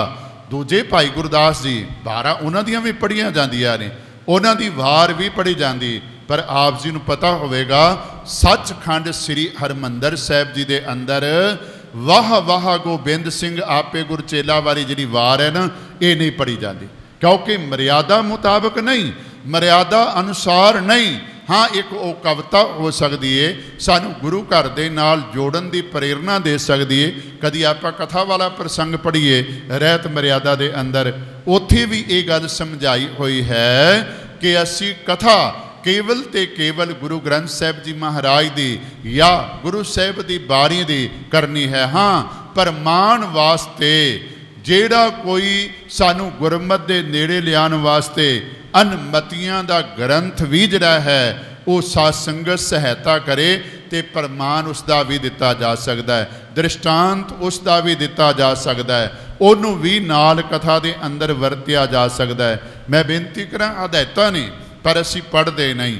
ਰਹਿਤ ਮਰਿਆਦਾ ਨੂੰ ਪੜ੍ਹੀਏ, ਰਹਿਤ ਮਰਿਆਦਾ ਦੇ ਅੰਦਰ ਇਹ ਗੱਲ ਐਡ ਹੈ। ਹੁਣ ਉੱਥੇ ਸਿੱਖ ਕਹਿੰਦਾ ਹੈ ਭਾਈ ਗੁਰਦਾਸ ਜੀ ਨੇ ਵੀ ਜਿਹੜੀ ਨਾ ਉਹ ਬਾਣੀ ਜਿਹੜੀ ਹੈ ਗੁਰਬਾਣੀ ਨੂੰ ਸਮਝਣ ਵਾਸਤੇ ਵਿਚਾਰਨ ਕੀਤੀ ਆਪਣੇ ਵੱਲੋਂ। ਸਤਿਗੁਰ ਕੋ ਜਸ ਜਿਸ ਵਿਖੈ ਗੁਰਮਤੀ ਦ੍ਰਿੜਾਈ। ਸਤਿਗੁਰੂ ਦਾ ਜਸ ਤੇ ਗੁਰਮਤ ਦ੍ਰਿੜ ਕਰਨ ਦੀ ਪ੍ਰੇਰਨਾ ਭਾਈ ਸਾਹਿਬ ਦੀ ਇੱਕ ਇੱਕ ਪੌੜੀ ਜਿਹੜੀ ਨਾ ਵਾਰਾਂ ਦੀ ਜਾਂ ਕਵਿਤ ਜਾਂ ਸਵਈਆ ਲੈ ਲਈਏ ਤੇ ਸਾਧ ਸੰਗਤ ਕਪਾਟ ਖੋਲਦਾ ਹੈ ਸਾਨੂੰ ਗੁਰਬਾਣੀ ਨੂੰ ਸਮਝਣ ਵਾਸਤੇ ਜਾਂ ਗੁਰਮਤ ਦੇ ਆਸ਼ੇ ਨੂੰ ਸਮਝਣ ਵਾਸਤੇ। ਭਾਈ ਗੁਰਦਾਸ ਜੀ ਦੀ ਬਾਣੀ ਬੜੀ ਇਮਦਾਦ ਕਰਦੀ ਹੈ। ਵੈਸੇ ਮੈਂ ਬੇਨਤੀ ਕਰਾਂ, ਗੁਰੂ ਜਿਹੜਾ ਨਾ ਕੁੰਜੀ ਨਹੀਂ, ਗੁਰੂ ਜਿਹੜਾ ਨਾ ਉਹ ਜੰਦਰਾ ਨਹੀਂ, ਤੇ ਭਾਈ ਗੁਰਦਾਸ ਜੀ ਦੀ ਬਾਣੀ ਕੁੰਜੀ ਨਹੀਂ। ਆਮ ਤੌਰ 'ਤੇ ਆਪਾਂ ਕਹਿ ਦਿੰਦੇ ਹਾਂ ਭਾਈ ਗੁਰਦਾਸ ਜੀ ਦੀ ਬਾਣੀ ਕੁੰਜੀ ਹੈ, ਕੁੰਜੀ ਹੈ। ਕੁੰਜੀ ਕਿਉਂ ਕਿਹਾ ਗਿਆ? ਕਿਉਂਕਿ ਕੁੰਜੀ ਜਿਹੜੀ ਹੈ ਉਹ ਜੰਦਰੇ ਨੂੰ ਖੋਲ੍ਹਣ ਦਾ ਕੰਮ ਕਰਦੀ ਹੈ। ਵੈਸੇ ਬਾਣੀ ਗੁਰੂ ਨੂੰ ਪੜ੍ਹੀਏ ਤੇ ਮਹਾਰਾਜ ਆਖਦੇ ਨੇ ਗੁਰ ਕੁੰਜੀ ਪਾਹੂ ਨਿਵਲ ਮਨ ਕੋਠਾ ਤਨ ਛੱਤ। ਗੁਰੂ ਤਾਂ ਆਪ ਕੁੰਜੀ, ਗੁਰੂ ਆਪ ਕੁੰਜੀ। ਬੇਨਤੀ, ਜੰਦਰੇ ਨੂੰ ਧੱਕੇ ਨਾਲ ਤੋੜਿਆ ਜਾ ਸਕਦਾ ਹੈ, ਧੱਕੇ ਨਾਲ ਤੋੜਿਆ ਜਾ ਸਕਦਾ ਹੈ, ਪਰ ਖੋਲ੍ਹਿਆ ਨਹੀਂ ਜਾ ਸਕਦਾ। ਹਾਂ, ਖੋਲ੍ਹਣ ਵਾਸਤੇ ਚਾਬੀ ਦੀ ਲੋੜ ਪਵੇਗੀ, ਕੁੰਜੀ ਦੀ ਲੋੜ ਪਵੇਗੀ। ਨਾ ਕਈ ਵਾਰੀ ਸਾਡੇ ਕੋਲੋਂ ਕੁੰਜੀਆਂ ਗਵਾ ਜਾਂਦੀਆਂ ਨੇ, ਚਾਬੀਆਂ ਗਵਾ ਜਾਂਦੀਆਂ ਨੇ, ਤੇ ਅਸੀਂ ਕਹਿੰਦੇ ਹਾਂ ਵੀ ਹੁਣ ਤਾਲਾ ਤੋੜਨਾ ਪਵੇਗਾ। ਹੁਣ ਜਿਹੜਾ ਤਾਲਾ ਹੈ ਇਹਨੂੰ ਤੋੜਨਾ ਪਵੇਗਾ, ਜੰਦਰਾ ਤੋੜਨਾ ਪਵੇਗਾ। ਮੇਰੀ ਬੇਨਤੀ, ਖੋਲ੍ਹਣ ਵਾਸਤੇ ਕੁੰਜੀ ਚਾਹੀਦੀ ਹੈ। ਗੁਰਬਾਣੀ ਨੂੰ ਸਮਝਣ ਵਾਸਤੇ, ਗੁਰਬਾਣੀ ਦੇ ਆਸ਼ੇ ਨੂੰ ਜੀਵਨ ਅੰਦਰ ਧਾਰਨ ਕਰਨ ਦੇ ਲਈ ਭਾਈ ਗੁਰਦਾਸ ਜੀ ਦੀ ਬਾਣੀ ਸਾਡੀ ਬਹੁਤ ਇਮਦਾਦ ਕਰਦੀ ਹੈ। ਉਹ ਸਿੱਖ ਕਹਿੰਦਾ ਹੈ ਕਿ ਭਾਈ ਸਾਹਿਬ ਨੇ ਰਚਨਾ ਕੀਤੀ ਹੈ, ਆਪਣੇ ਵੱਲੋਂ ਉਚਾਰਨ ਕੀਤੇ ਨੇ ਬਚਨ, ਪਰ ਉਹ ਬਚਨ ਜਿਹੜੇ ਨੇ ਗੁਰਮਤਿ ਨੂੰ ਸਮਝਣ ਦੇ ਲਈ, ਗੁਰਬਾਣੀ ਨੂੰ ਸਮਝਣ ਦੇ ਲਈ ਸਾਡੀ ਬੜੀ ਇਮਦਾਦ ਕਰਦੇ ਹਨ। ਪਰਮੇਸ਼ਰ ਸਬੰਧਨੀ ਅਰਜੇ ਅਵਤਾਰਾ। ਕਿਉਂਕਿ ਜਿੰਨੇ ਵੀ ਪਰਮੇਸ਼ਵਰ ਦੇ ਸੰਬੰਧ ਵਿੱਚ ਤੇ ਜਿੰਨੇ ਅਵਤਾਰ ਹੋਏ ਨੇ, ਗੁਰੂ ਮਹਾਰਾਜ ਹੋਏ ਨੇ, ਉਹਨਾਂ ਦੇ ਸੰਬੰਧ ਵਿੱਚ ਵੀ ਸਾਨੂੰ ਸੋਝੀ ਮਿਲਦੀ ਭਾਈ ਸਾਹਿਬ ਦੀ ਬਾਣੀ ਵਿੱਚੋਂ। ਕਰਹੀ ਇਨੋ ਕੀ ਜਿਨ ਕਥਾ ਸੰਗਰਾਮ ਅਖਾਰਾ। ਜਿਨ੍ਹਾਂ ਨੇ ਬਹੁਤ ਸਾਰੇ ਸੰਗਰਾਮ, ਜੰਗਾਂ, ਯੁੱਧਾਂ ਦੀ ਜਿਹੜੀ ਹੈ ਉਹ ਵਾਰਤਾ ਵੀ ਲਿਖੀ ਹੈ। ਪੜੈ ਸੁਨੈ ਸਿੱਖ ਕੈ ਨਹੀਂ ਦੀਜੈ ਉਪਦੇਸ਼ਾ। ਮਹਾਰਾਜ ਕਿਰਪਾ ਕਰੋ, ਅਸੀਂ ਕੇਵਲ ਬਾਣੀ ਪੜ੍ਹਨੀ ਹੈ, ਭਾਈ ਗੁਰਦਾਸ ਜੀ ਦੀਆਂ ਵਾਰਾਂ ਪੜ੍ਹਨੀਆਂ ਨੇ ਕਿ ਨਹੀਂ ਪੜ੍ਹਨੀਆਂ। ਬਾਕੀ ਕਵੀਆਂ ਨੇ ਜਿਹੜਾ ਇਤਿਹਾਸ ਸੰਗਰਾਮਾਂ ਦਾ, ਜੰਗਾਂ ਯੁੱਧਾਂ ਦਾ, ਜਿਵੇਂ ਸਾਧ ਸੰਗਤ ਗਿਆਨੀ ਗਿਆਨ ਸਿੰਘ, ਭਾਈ ਸੰਤੋਖ ਸਿੰਘ, ਜਿਨ੍ਹਾਂ ਦੀ ਆਪਾਂ ਰਚਨਾ ਪੜ੍ਹ ਰਹੇ ਹਾਂ, ਇਹਨਾਂ ਨੂੰ ਪੜ੍ਹਨਾ ਹੈ ਜਾਂ ਨਹੀਂ ਪੜ੍ਹਨਾ। ਸਤਿਗੁਰੂ ਮਹਾਰਾਜ ਨੂੰ ਇਹ ਬੇਨਤੀ ਸਿੱਖ ਕਰ ਰਿਹਾ ਹੈ, ਗੁਰਬਾਣੀ ਤੋਂ ਇਲਾਵਾ ਇਹਨਾਂ ਕਵੀਆਂ ਦੀਆਂ ਰਚਨਾਵਾਂ ਨੂੰ ਅਸੀਂ ਪੜ੍ਹਨਾ ਹੈ ਜਾਂ ਨਹੀਂ ਪੜ੍ਹਨਾ। ਬੋਲੇ ਕਿਰਪਾ ਨਿਦਾਨ ਗੁਰ ਪਿਖ ਕਟਤ ਕਲੇਸ਼ਾ। ਕਲੇਸ਼ਾਂ ਨੂੰ ਕੱਟਣ ਵਾਲੇ ਸਤਿਗੁਰੂ ਗੁਰੂ ਅਰਜਨ ਦੇਵ ਜੀ ਮਹਾਰਾਜ ਨੇ ਬੜੇ ਪਿਆਰ ਨਾਲ ਸਿੱਖਾਂ ਦੇ ਬਚਨ ਸੁਣੇ ਤੇ ਫਿਰ ਉਹਨਾਂ ਨੂੰ ਜਵਾਬ ਦਿੱਤਾ ਹੈ। ਗੁਰਬਾਣੀ ਸਰਬੋਤਮਾ ਨਿਤ ਪ੍ਰਤ ਅਭਿਆਸੈ। ਸਤਿਗੁਰੂ ਮਹਾਰਾਜ ਕਹਿਣ ਲੱਗੇ, ਗੁਰਬਾਣੀ ਸਰਬੋਤਮ ਹੈ, ਸਭ ਤੋਂ ਉੱਤਮ ਹੈ, ਤੇ ਇਸ ਦਾ ਨਿਤਾ ਪ੍ਰਤੀ ਅਭਿਆਸ ਕਰਨਾ ਚਾਹੀਦਾ ਹੈ। ਫਿਰ ਬੇਨਤੀ ਕਰ ਦੇਵਾਂ, ਅਵੇਸਰੇ ਅਸੀਂ ਜ਼ਰੂਰ ਹਾਂ, ਪਰ ਸਾਨੂੰ ਸਾਡੇ ਰਹਿਤਨਾਮੇ, ਮਰਿਆਦਾ ਬਾਰ-ਬਾਰ ਇਹ ਪ੍ਰੇਰਨਾ ਕਰਦੀ ਏ ਕਿ ਸਿੱਖ ਨੂੰ ਘੱਟੋ ਘੱਟ ਨਿਤਨੇਮ ਦੀਆਂ ਬਾਰੀਆਂ ਦਾ ਪਾਠ ਰੋਜ਼ਾਨਾ ਕਰਨਾ ਚਾਹੀਦਾ ਹੈ। ਨਿਤਨੇਮ ਦੀਆਂ ਬਾਰੀਆਂ ਦਾ ਪਾਠ ਰੋਜ਼ਾਨਾ ਕਰਨਾ ਚਾਹੀਦਾ। ਇਸ ਤੋਂ ਇਲਾਵਾ ਸਹਿਜ ਪਾਠ, ਭਾਵੇਂ ਇੱਕ ਅੰਗ ਆਪਾਂ ਮਹਾਰਾਜ ਦਾ ਕਰੀਏ, 2 ਅੰਗ ਕਰੀਏ ਜਾਂ 4 ਅੰਗ ਕਰੀਏ, ਜਿੰਨਾ ਸਮਾਂ ਜ਼ਰੂਰ ਸਾਂਝ ਗੁਰਬਾਣੀ ਦੇ ਨਾਲ ਪਾਈਏ। ਵੇਖੋ, ਮਹਾਰਾਜ ਦੇ ਉੱਤੇ ਸਵਾਲ ਕੀਤਾ ਜਗਿਆਸਾ ਦੇ ਤੌਰ ਤੇ ਮਹਾਰਾਜ ਆਖਦੇ ਨੇ ਗੁਰਬਾਣੀ ਸਾਰਿਆਂ ਨਾਲੋਂ ਉੱਤਮ ਹੈ, ਤੇ ਇਸ ਨਾਲ ਸਾਨੂੰ ਸਾਂਝ ਜ਼ਰੂਰ ਪਾਣੀ ਚਾਹੀਦੀ ਹੈ, ਨਿਤਾ ਪ੍ਰਤੀ ਇਸ ਦਾ ਅਭਿਆਸ ਕਰਨਾ ਚਾਹੀਦਾ ਹੈ। ਅਰਥ ਵਿਚਾਰੈ ਦ੍ਰਿੜੈ ਮਨ ਅਗਿਆਨ ਹੈ ਗ੍ਰਾਸੈ। ਜਦੋਂ ਅਸੀਂ ਪੜਾਂਗੇ, ਅਰਥਾਂ ਦੀ ਵਿਚਾਰ ਕਰਾਂਗੇ ਰੋਜ਼ਾਨਾ, ਤੇ ਜਿਹੜਾ ਅਗਿਆਨ ਹੈ ਨਾ, ਇਹ ਬਿਨਾਸੇ ਤੋਂ ਭਾਵ ਖਤਮ ਹੋ ਜਾਵੇਗਾ। ਵੇਖੋ, ਬਾਣੀ ਪੜ੍ਹਨੀ ਵੀ ਬੜੀ ਜ਼ਰੂਰੀ ਹੈ, ਪਰ ਇਸ ਦੇ ਅਰਥ ਭਾਵ ਨੂੰ ਵੀ ਸਮਝਣਾ ਬੜਾ ਜ਼ਰੂਰੀ ਹੈ। ਅੰਮ੍ਰਿਤ ਵੇਲਾ ਉੱਠ ਪਠੈ ਕਰ ਕੰਠ ਕਣੇਰੇ। ਕਿਉਂਕਿ ਅੰਮ੍ਰਿਤ ਵੇਲੇ ਉੱਠ ਕੇ ਪੜ੍ਹਨੀ ਹੈ ਤੇ ਨਾਲ ਹੀ ਆਖਿਆ ਕੰਠ ਕਰਕੇ ਪੜ੍ਹਨੀ ਹੈ। ਅੱਜ ਜਿਹੜੀ ਆ ਚੱਲ ਪਈ ਨਾ ਮੋਬਾਈਲਾਂ ਵਾਲੀ ਗੱਲ, ਹਰਮੰਦਰ ਸਾਹਿਬ ਤੁਸੀਂ ਵੇਖੋ, ਕੋਈ ਰਾਗੀ ਸਿੰਘ ਮੋਬਾਈਲ ਰੱਖਦਾ? ਮੇਰੀ ਬੇਨਤੀ, ਭਾਵੇਂ 2 ਘੰਟੇ ਕੀਰਤਨ ਕਰਨਾ ਹੋਵੇ ਜਾਂ 1.5 ਘੰਟਾ ਕੀਰਤਨ ਕਰਨਾ ਹੋਵੇ ਜਾਂ 3-3 ਘੰਟੇ ਕੀਰਤਨ ਆਸਾ ਦੀ ਵਾਰ ਦਾ ਕਰਦੇ ਨੇ ਗੁਰਮੁਖ ਪਿਆਰੇ, ਪਰ ਕੋਈ ਮੋਬਾਈਲ ਨਹੀਂ, ਕੋਈ ਪਰਚੀ ਨਹੀਂ। ਜਿਹੜਾ ਰੱਖੇਗਾ ਨਾਲ ਦੀ ਨਾਲ ਸਾਧ ਸੰਗਤ ਸਿੰਘ ਸਾਹਿਬਾਨ ਉਹਨੂੰ ਹਦਾਇਤ ਕਰ ਦੇਣਗੇ, ਭਾਈ ਅੱਜ ਤੋਂ ਬਾਅਦ ਇਹ ਗਲਤੀ ਨਹੀਂ ਕਰਨੀ, ਜਿਹੜੀ ਮੋਬਾਈਲ ਰੱਖਣ ਵਾਲੀ ਜਾਂ ਪਰਚੀ ਰੱਖਣ ਵਾਲੀ। ਕਿਉਂਕਿ ਬਾਣੀ ਕੰਠ ਕਰਨੀ, ਬਾਣੀ ਜਿਹੜੀ ਹੈ ਉਹਨੂੰ ਯਾਦ ਕਰਨਾ ਹੈ। ਤੇ ਮਹਾਰਾਜ ਕਹਿੰਦੇ ਨੇ ਸਵੇਰੇ ਉੱਠ ਕੇ ਬਾਣੀ ਪੜ੍ਹੋ ਤੇ ਬਾਣੀ ਕੰਠ ਵੀ ਕਰੋ, ਬਾਣੀ ਨੂੰ ਯਾਦ ਵੀ ਕਰੋ। ਮਹਾ ਮਹਾਤਮ ਪ੍ਰਾਪਤੀ ਮਨ ਪ੍ਰੇਮ ਵਡੇਰੇ। ਇੱਕ ਤਾਂ ਇਸ ਦਾ ਫਲ ਬਹੁਤ ਵੱਡਾ ਪ੍ਰਾਪਤ ਹੋਵੇਗਾ, ਤੇ ਦੂਜਾ ਗੁਰੂ ਨਾਲ ਪਿਆਰ ਵੀ ਬੜਾ ਹੋਵੇਗਾ। ਬਾਣੀ ਅਪਰ ਕਵੀਨ ਕੀ ਮਧਿਅਮ ਜੋ ਜਾਣੈ। ਜਿਹੜੀ ਹੈਗੀ ਹੈ ਬਾਕੀ ਕਵੀਆਂ ਦੀ ਬਾਣੀ, ਉਹ ਸਰਬੋਤਮ ਨਹੀਂ, ਉਹ ਮਧਿਅਮ ਹੈ, ਭਾਵ ਗੁਰਬਾਣੀ ਤੋਂ ਥੱਲੇ ਆ। ਕਵੀਆਂ ਦੀ ਬਾਣੀ ਜਿਹੜੀ ਹੈ ਉਹ ਗੁਰਬਾਣੀ ਤੋਂ ਥੱਲੇ ਹੈ। ਅਵਤਾਰਨ ਪ੍ਰਭ ਕੋ ਕਥਨ ਗੁਣ ਆਦਿਕ ਗਿਆਨੇ। ਅਵਤਾਰਾਂ ਦੀ ਕਥਾ ਜਾਂ ਹੋਰ ਕੋਈ ਗਿਆਨ ਜਿਨ੍ਹਾਂ ਕਵਿਤਾਵਾਂ ਦੇ ਵਿੱਚ ਦਿੱਤਾ ਹੋਵੇ। ਗੁਰਬਾਣੀ ਸੋ ਮਤ ਮਿਲੈ ਕੈ ਜਸ ਗੁਰ ਕੇਰਾ। ਕਿਉਂਕਿ ਜਿਹੜਾ ਗੁਰਬਾਣੀ ਦੇ ਨਾਲ ਹੈ ਨਾ, ਇਹਨਾਂ ਦਾ ਮਿਲਨ ਨਹੀਂ ਕੀਤਾ ਜਾ ਸਕਦਾ, ਇਹਨਾਂ ਦਾ ਜਿਹੜਾ ਮੁਕਾਬਲਾ ਨਹੀਂ ਕੀਤਾ ਜਾ ਸਕਦਾ, ਤੁਲਨਾਤਮਕ ਨਹੀਂ ਕੀਤਾ ਜਾ ਸਕਦਾ। ਕਵਿਤਾ ਆਪਣੀ ਜਗ੍ਹਾ ਤੇ ਹੈ, ਗੁਰਬਾਣੀ ਜਿਹੜੀ ਹੈ ਉਹ ਆਪਣੀ ਜਗ੍ਹਾ ਤੇ ਹੈ। ਪਠੈ ਸੁਨੈ ਸੋ ਪੀ ਸੁਖਦ ਸਿਮਰੈ ਸਭ ਬੇਰਾ। ਕਿਉਂਕਿ ਜਿਹੜੇ ਉਹਨੂੰ ਵੀ ਪੜ੍ਹਦੇ ਹਨ ਜਾਂ ਸਿਮਰਦੇ ਹਨ ਜਾਂ ਚੇਤੇ ਕਰਦੇ ਹਨ। ਬਾਣੀ ਅਪਰ ਅਨੇਕ ਹੈ ਬਹੁ ਭਾਂਤ ਕਹਾਣੀ। ਕਿਉਂਕਿ ਬਾਣੀ ਹੋਰ ਵੀ ਆ ਸਾਧ ਸੰਗਤ ਦਾਸ ਨੂੰ 96 ਦੇ ਵਿੱਚ ਕੈਨੇਡਾ ਜਾਣ ਦਾ ਮੌਕਾ ਮਿਲਿਆ ਤੇ ਇੱਕ ਮਹਾਤਮਾ ਸਪਾਂਸਰ ਕਰ ਲਿਆ ਉਹਨਾਂ ਨੇ, ਡੰਬੀ ਗੁਰੂ ਜੀ ਨੂੰ ਆਪਾਂ ਕਹਿ ਦਈਏ, ਡੰਬੀ ਗੁਰੂ ਉਹਨਾਂ ਨੇ ਸਪਾਂਸਰ ਕਰ ਦਿੱਤਾ ਤੇ ਉਹ ਐਕਸਫੋਰਡ ਪਹੁੰਚ ਗਿਆ। 2-3 ਦਿਨ ਉਹਨੇ ਕਥਾ ਕੀਤੀ, ਮੈਂ ਵੀ ਬੜਾ ਪ੍ਰਭਾਵਿਤ ਹੋਇਆ, ਮੈਂ ਵੀ ਸੁਣਦਾ ਰਿਹਾ। ਪਰ ਇੱਕ ਦਿਨ ਕੀ ਹੋਇਆ ਵੀ ਉਹ ਬਾਬਾ ਲੱਤਾਂ ਪਸਾਰ ਕੇ ਮਹਾਰਾਜ ਵੱਲ ਸਟੇਜ ਤੇ ਲੰਬਾ ਪੈ ਗਿਆ। ਇੱਕ ਬੀਬੀ ਅਨਭੋਲ ਵਿੱਚ ਆਈ ਤੇ ਉਹਨੇ ਉਹਦੇ ਪੈਰਾਂ ਨੂੰ ਜਿਵੇਂ ਹੱਥ ਲਾਣਾ ਚਾਹਿਆ ਤੇ ਖੁੰਡੀ ਉਹਦੇ ਕੋਲ ਸੀ, ਉਹਨੇ ਘੁਮਾ ਕੇ ਮਾਈ ਨੂੰ ਮਾਰੀ। ਮਾਈ ਖੈਰ ਬਚ ਗਈ, ਪਰ ਉਸ ਤੋਂ ਬਾਅਦ ਉਸ ਬਾਬੇ ਨੂੰ ਡਾਹਿਆ ਥੱਲੇ ਤੇ ਲਾਉਣ ਤੋਂ ਬਾਅਦ ਜਦੋਂ ਉਸ ਨਾਲ ਗੱਲਬਾਤ ਕੀਤੀ ਤੇ ਕਹਿਣ ਲੱਗਾ 1430 ਅੰਗ ਬਾਣੀ ਨਹੀਂ, ਬਾਣੀ ਤਾਂ ਹੋਰ ਵੀ ਬੜੀ ਹੈ। ਤੇ ਉਹਨੇ ਬਹੁਤ ਵੱਡਾ ਗ੍ਰੰਥ ਤਿਆਰ ਕੀਤਾ ਹੋਇਆ ਸੀ। ਬਾਬਾ ਜਿੰਨੀਆਂ ਗੱਲਾਂ ਬੋਲਦਾ ਸੀ ਦਿਨ ਦੇ ਵਿੱਚ, ਜੋ ਵੀ ਦੁਨਿਆਵੀ ਬੰਦਿਆਂ ਦੇ ਨਾਲ ਉਰਾ ਪਰਾਂ ਲਿਖਣ ਵਾਲੇ ਉਸਦੇ ਲਿਖਾਰੀ ਜਿਹੜੇ ਨਾਲ ਸੀ ਉਹ ਲਿਖੀ ਜਾਂਦੇ ਸੀ। ਉਹ ਕਹਿੰਦੇ ਬਾਣੀ 1430 ਅੰਗ ਨਹੀਂ, ਬਾਣੀ ਤਾਂ ਹੋਰ ਵੀ ਬਹੁਤ ਹੈ। ਬਸ ਉਸ ਵੇਲੇ ਪ੍ਰਬੰਧਕਾਂ ਨੂੰ ਜਿਹੜਾ ਹੈ ਉਹ ਥੋੜਾ ਜਿਹਾ ਤੈਸ਼ ਵਿੱਚ ਆ ਗਏ।